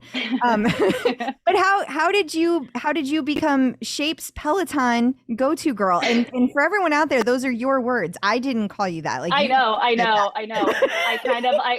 kind of bastardized what my editor used to introduce me to someone once in an email, and I was like, oh, I guess that's what they're calling me now. I will say I am a freelancer. I am a free agent. I am not an employee of Shape, and I actually have profiled a few of the instructors for other outlets. I profiled Rebecca Kennedy for Greatest, and Kendall, my California girl Kendall, for Self. So it's not exclusive to Shape, but they have been very good to me and very kind. This came from me being aggressive and relentless, which is kind of how I've gotten anything in my career and personal life, I would say. Thank you. Some would call it annoying. I choose to frame it in another way. Based on results. It's only annoying if it doesn't work. Right. Thank you. I thought of it that way. Yeah. Like if you keep doing it and like you won't, but you never get results, then let it go. Yeah, you might want to rethink that. But hey, it's working. So like a Robin Arzon like masterclass lesson right there. Exactly. Like, only annoying if it doesn't work. I like that. That could be like lesson 12. No, I appreciate that. So freelancing is not for everyone. I will say that. It requires a lot of follow-up and kind of abandoning any shame you have or embarrassment over following up. So I'm constantly pitching. I mean, I have a wish list of outlets that I love, but I do marketing and things on the side to pay my bills, but I love magazine writing. I've always loved women's magazines in particular. And my mission has kind of been to open the dialogue in those outlets through articles like the Vanity Fair one and kind of dismantling what people think of as traditional women's magazines where we talk about boys and diets. That has come a long way. I think. And lipstick. And lipstick. I'm sorry. I didn't mean to narrow it so much. I'm sorry. We're much more multifaceted than that. No, but like I've told people I've written for Cosmo and they're kind of like, I get the eye roll, but it's like women's media has come so far in the past, it's 3 decades. So let's, acknowledge I used to read your Glamour. Yeah. When you got Glamour is one of those I had an article at Glamour that got killed, which broke my heart because it's been one of my favorite magazines forever. But yeah, I mean, I'm just constantly pitching and hoping for the best and mostly getting ignored, but trying. And as I kind of was getting more and more into Peloton, I love all the instructors. I know you're going to ask me who's my favorite. I'm going to tell you, spoiler alert, I will not answer that. I love them all. We're still going to ask it because we're relentless. I have to. That's people after my own heart. You are my tribe. No, I approve of that. But I just was getting so into it. And I connected to Jess Sims. I just loved her. I loved everything. And I'd been doing, I don't know if it's cool to say, I'd been doing the ClassPass. ClassPass had their own kind of pre-recorded workout things before I dove into Peloton. So I recognized her from there. And I had always liked her. How can you not? I know, she's great. Magical. She's just magic. And I just was like really vibing with all of her classes. And like, I even did the Beyonce boot camp. I don't have a treadmill. I just ran outside my damn house like 4 times in a row. I was like, I don't care. It was great. But I just loved her. And so I DM'd her and I was like, there's no way. But I'm trying. And so I DM'd her and I just said, I'm a journalist. I just love what you do. Would you ever be open to me pitching a profile on you? And this is like 12 steps back in the process of like, not only have I not pitched her yet, but I haven't gotten approval from any outlet. They may, there's no reason for her to acknowledge me at all, but she did. And she wrote me back and she was like, let me just connect you with my team. And so I connected with her team and they connected me to the Peloton PR team who, I mean, I have one girl there, my contact there, who has just been my guardian angel, and they are just such a great team. But I got connected on all fronts, and then I pitched it. I pitched it to Shape, and I think I didn't hear back right away. And so I was kind of like, all right, I followed up, didn't hear, and I was like, it's one of those things. And then I got an email on like a Sunday afternoon, and we were at the gas station, like on our way somewhere, and it was Sunday afternoon, and I opened my email, and I like think I screamed. Like I was so except my boyfriend's like, what is happening? I was just so excited because I'm like, I have an official sanctioned reason now to talk to one of my like favorite people I've never met, which is always exciting. So that kind of started it. It was a Jess Sims profile, and I got to just talk with her, and Sienna Grace and Shiloh were there, and it was fantastic. And again, this is all Zoom. I've never met any of them in person, but that kind of started it. And then I think I probably pitched a couple other ones from there. And now they assign me anytime anything comes through their inbox or there's something on their radar, like the apparel launch and things like that. I'll just be like, give it to Michelle. She'll do it. Awesome. She'll handle it. I've been very, very lucky. So, I will say one of the things I really notice about your articles, because doing this, we see a lot of Peloton articles. Yeah, right? That's true. And your articles are actually about something. Yes. I know that's a crazy concept, but like so many of them, we're just like, we openly mock them because they're just obviously clickbait. And yours actually are about things. Yes, they are. So hat tip. Thank you. Thank you so much. That means a lot to me. I will say, I think I probably exceed the assignment requirements pretty often. I don't think I need to go into as much depth as I do, but especially when it's like a profile on a person, and this isn't just exclusive to Peloton, I feel an obligation and a pressure to, at least deliver some snippet of what that person's life is about. It's like it's a big ask. So I am never comfortable. This is why my Vanity Fair article was 5,000 words when it should have been 1,000. I have trouble being concise because I don't think many topics. Is that as big of a deal, like word count, as it used to be now online, that like it's online and it can go, you can scroll forever? No, it's great. I can almost always, no editor wants to read a 5,000 word draft, understandably, but there is more flexibility versus print. I have written for print, and there's a lot. The rules are a little bit more strict. Yeah. So when you get to do these interviews with the Peloton instructors, are you like as excited as it seems like you are when you're writing them? Yes, yes. And I do not try to hide it. I appreciate that you can feel that in the article. No, I tell them right off the bat, like when Robin came on my Zoom screen, I was like, I feel like I am meeting the queen. Like I just want you to know that this is very important to me. And they've all been very kind and sweet and, not freaked out visibly, which is nice, at least on the outside. No, I'm fucking stoked. Like I am a professional fangirl, and I've called myself that before. Like I have been an enthusiast of things my entire life, like dating back to like my childhood, Leonardo DiCaprio, like that is someone I've never interviewed. I think my heart would stop. But like my bedroom was disgusting. It was just Leo's face everywhere. And then I did like I kind of like made myself into like a Panic at the Disco like reporter that no one assigned to me. And I followed them on like several tour stops and became kind of like friends with some people in their circle. And I just like, I get very into stuff. And I'm just very lucky I have a profession that actually like pays me to do these things sometimes. It's ridiculous because I think in any other context I could be, potentially arrested. I'm just really enthusiastic about things.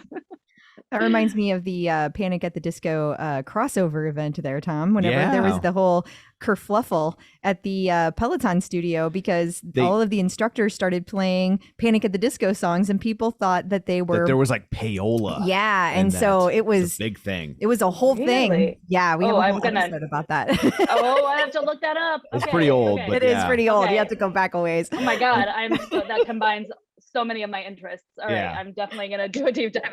People were getting the vapors because they were like, we can't believe that they would do a promotion like that, and we're just like, grow up. But no money was exchanged. But no money was exchanged. No money was But exchanged. we were just like, grow up. Like, yeah. That's kind of like the general just statement of the internet. Just grow up. Or Yeah. just like For it's real. not that serious, you know. I think that could apply to a lot of things. That's I hilarious. totally I need to agree. look that up. And I have to tell you how much I enjoyed I enjoy all of your articles, but I especially enjoyed the article on Selena Samuela. Like thank you. Hearing Thank her you. backstory, like all woven together in like just seeing it all laid out, and she's just an amazing thank person. you. She is such an incredible person, and I mean, it was like I wouldn't say she exceeded my expectations just because I already had such a high opinion of her. I just like I love her classes. I love her energy. But she was someone I reached again. This was a DM, like, you know, I just took a risk and took a chance and DM'd her. And she had posted something else that caught my eye. I think it was body image related. And of course, all my like flash bulbs went off and I was like, oh, maybe she would want to talk about that. And in the course of our conversation, she was like, I actually have this other piece of my life story that I've never really talked about. Would you be interested in pitching that? And she was so great about being, you know, I looped in the Peloton team, the PR team, just to keep everyone on the same page. But she was so super like, you know, if it lands with the editors, fine. If it doesn't, I just want to tell it, which I just like, I can't express to you how humbled I am that people are willing to share pieces of their lives with me like that. And so Shape did thankfully want that story. And I mean, she blew me away. And just such a kind, sweet human being who has like so much to give to the world. So thank you for saying that. I love that. And I think people do that because you're creating real content and not just churning through clickbait. Yeah. I thank you.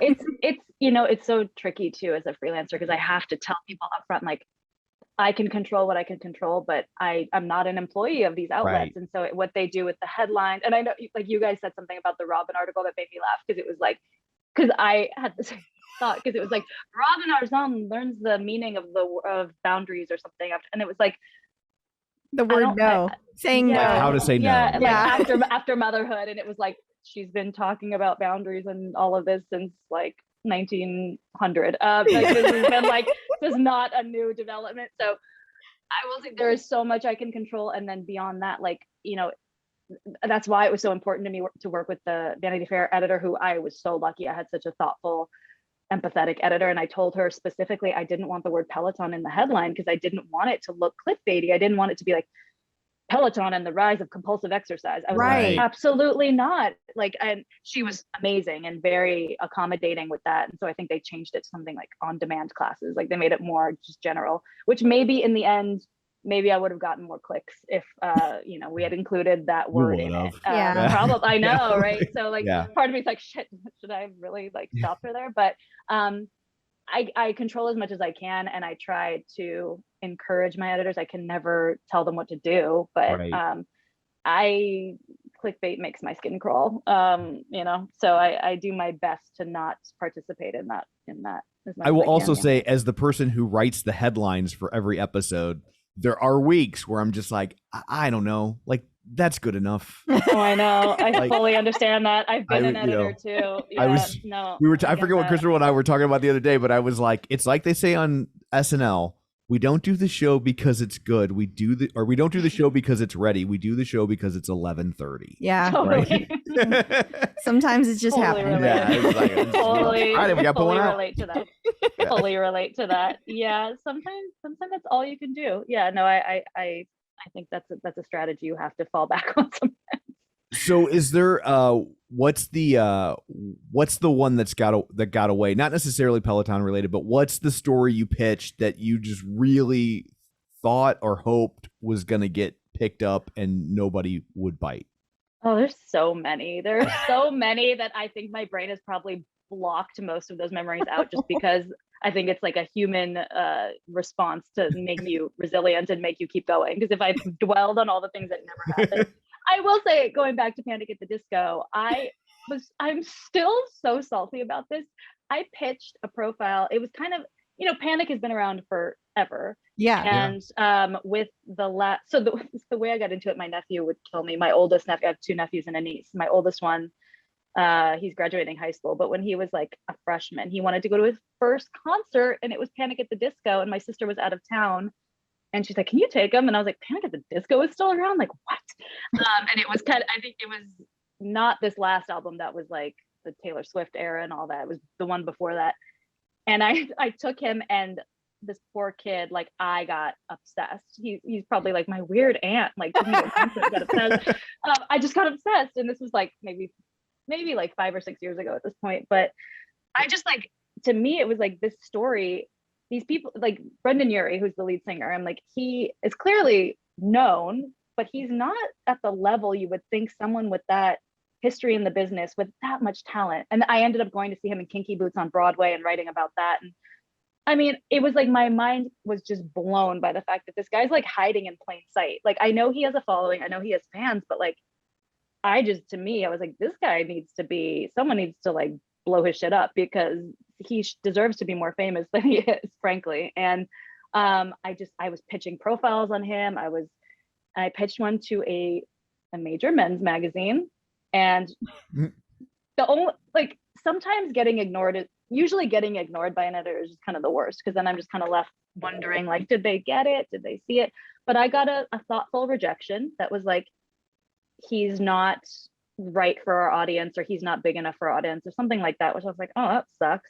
About a month later, guess who ran a feature on Brendan Urie? Yeah, it was like, I got probably a little too hurt by it, but it was like, yeah, I get that. I cannot disconnect my emotions from work when I'm that like passionate about something. I can totally in plenty of ways. But it was like, this was something I really gave a shit about, and I really wanted to be the person to tell the story. And with that, I mean, you work in the music industry, I'm sure you know, I mean, more than I do, that there are just so many levels of red tape to go through, that I'm one person trying to like pitch a story as a fangirl. There are so many relationships in place that I can't compete with. So I'm sure they had stuff lined up. I was pissed. I was like, that sucks. Yeah. So yeah, I once spent 5 years begging an agency to sell me a classic rock act that they kept insisting was too small for my room. I was like, just take my money, I'll make it work. Totally. And they wouldn't do it, and they wouldn't do it, and they wouldn't do it. And they finally bring this guy to town on a Tuesday in a casino, and he sells it out in 4 minutes, and they add a second show. And I was like, and I emailed the agent, I was like, almost like I knew what I was talking about. Yeah, I was so mad. God. Okay, that actually, I'm sorry that happened to you, but it does kind of make me feel better in the way that like, it just happened. Yeah, no, it's definitely not just you. Yeah. So, what is your leaderboard name, if you're comfortable with sharing? I am, but I told you guys in my email, like, I am like probably the most anti-social social media type of user of Peloton. I think I have 2 followers. Well, it's about to get a lot bigger. Fix that. I think this is the piece of the Peloton world that I have not like engaged with fully yet, because it just still feels like my own little thing. I don't even do live rides. Like, everything, I'll do rides from like 2 years ago and be just as happy to be there. Anyway, it's Michelle K217. Which is extremely uncreative, but that's just kind of my default go-to username for things when I don't have any good ideas. 217 is my birthday. So yeah, I totally get it. Totally get it. Well, I have a feeling you will get some followers now. Yes. So. Sorry if I'm boring. I don't know how to be. I don't know how to be exciting. You just get on the bike and ride. Like people just like to high five each other. Like whenever, especially really the only time I ride live anymore is on Sunday mornings with Jen Sherman, just because of the way my schedule goes. And whenever I hop on, it's like all these people immediately high five me and I high five them, because it's like you walk into the Cheers bar and everybody's like, "You're here." That's pretty cool. That's pretty cool. I never get that as a freelancer who's home alone with my own thoughts all day. I never get that. So that could be very exciting for me. Thank you. You're welcome. So do you have any advice for people who are just entering the world of Peloton? Ooh, just entering the world of Peloton. I would say, it's funny, I don't read the official Facebook group kind of per your guys' recommendations, but I have kind of like, I don't do that. but I've dipped into like the Reddit a little bit, and I'm always just curious what people's conversations are. And I've seen a lot of advice for like newbies. And I think the piece that I resonated with was be very open-minded, try everything, try everybody. And just, if you don't vibe with an instructor, guess what? There's like 700 others. And even within each instructor, each one has like 5 personalities. So I would say just like, like Kendall has like 12 genres that she aces. So you can't really go wrong.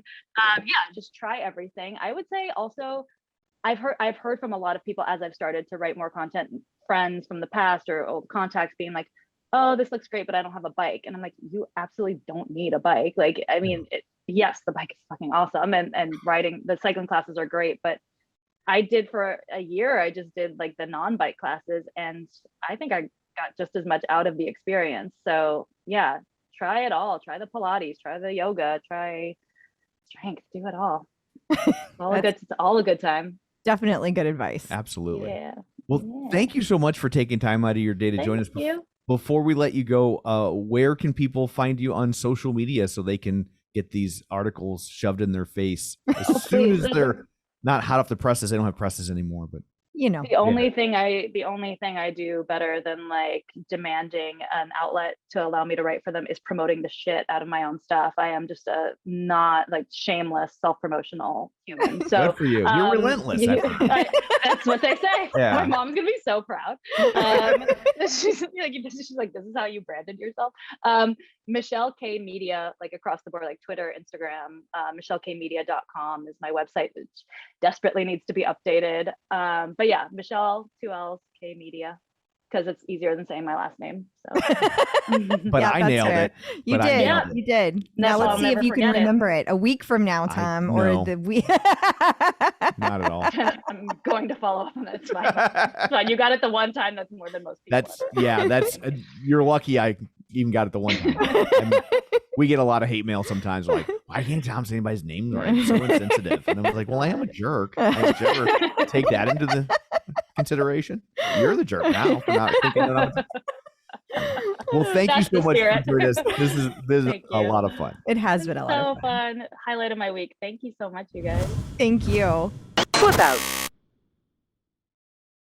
So I guess that brings this episode to a close. What, pray tell, do you have in store for people next week? Next week, we are going to talk to Teresa Diggs, and it will be another enjoyable story. I can't wait to share with you. Awesome. Well, until then, where can people find you? People can find me on Facebook at facebook.com/Crystal D. O'Keefe. You can find me on Instagram, Twitter, The Bike, and of course the Tread at Clip Out Crystal. And you can find me on Twitter at Roger Kubert or on Facebook at facebook.com/Tom O'Keefe. Find the show online, facebook.com/The Clip Out. While you're there, like the page, join the group, sign up for the newsletter at theclipout.com, and don't forget our YouTube channel. So that's it for this one. Thanks for tuning in, and until next time, keep pedaling and running.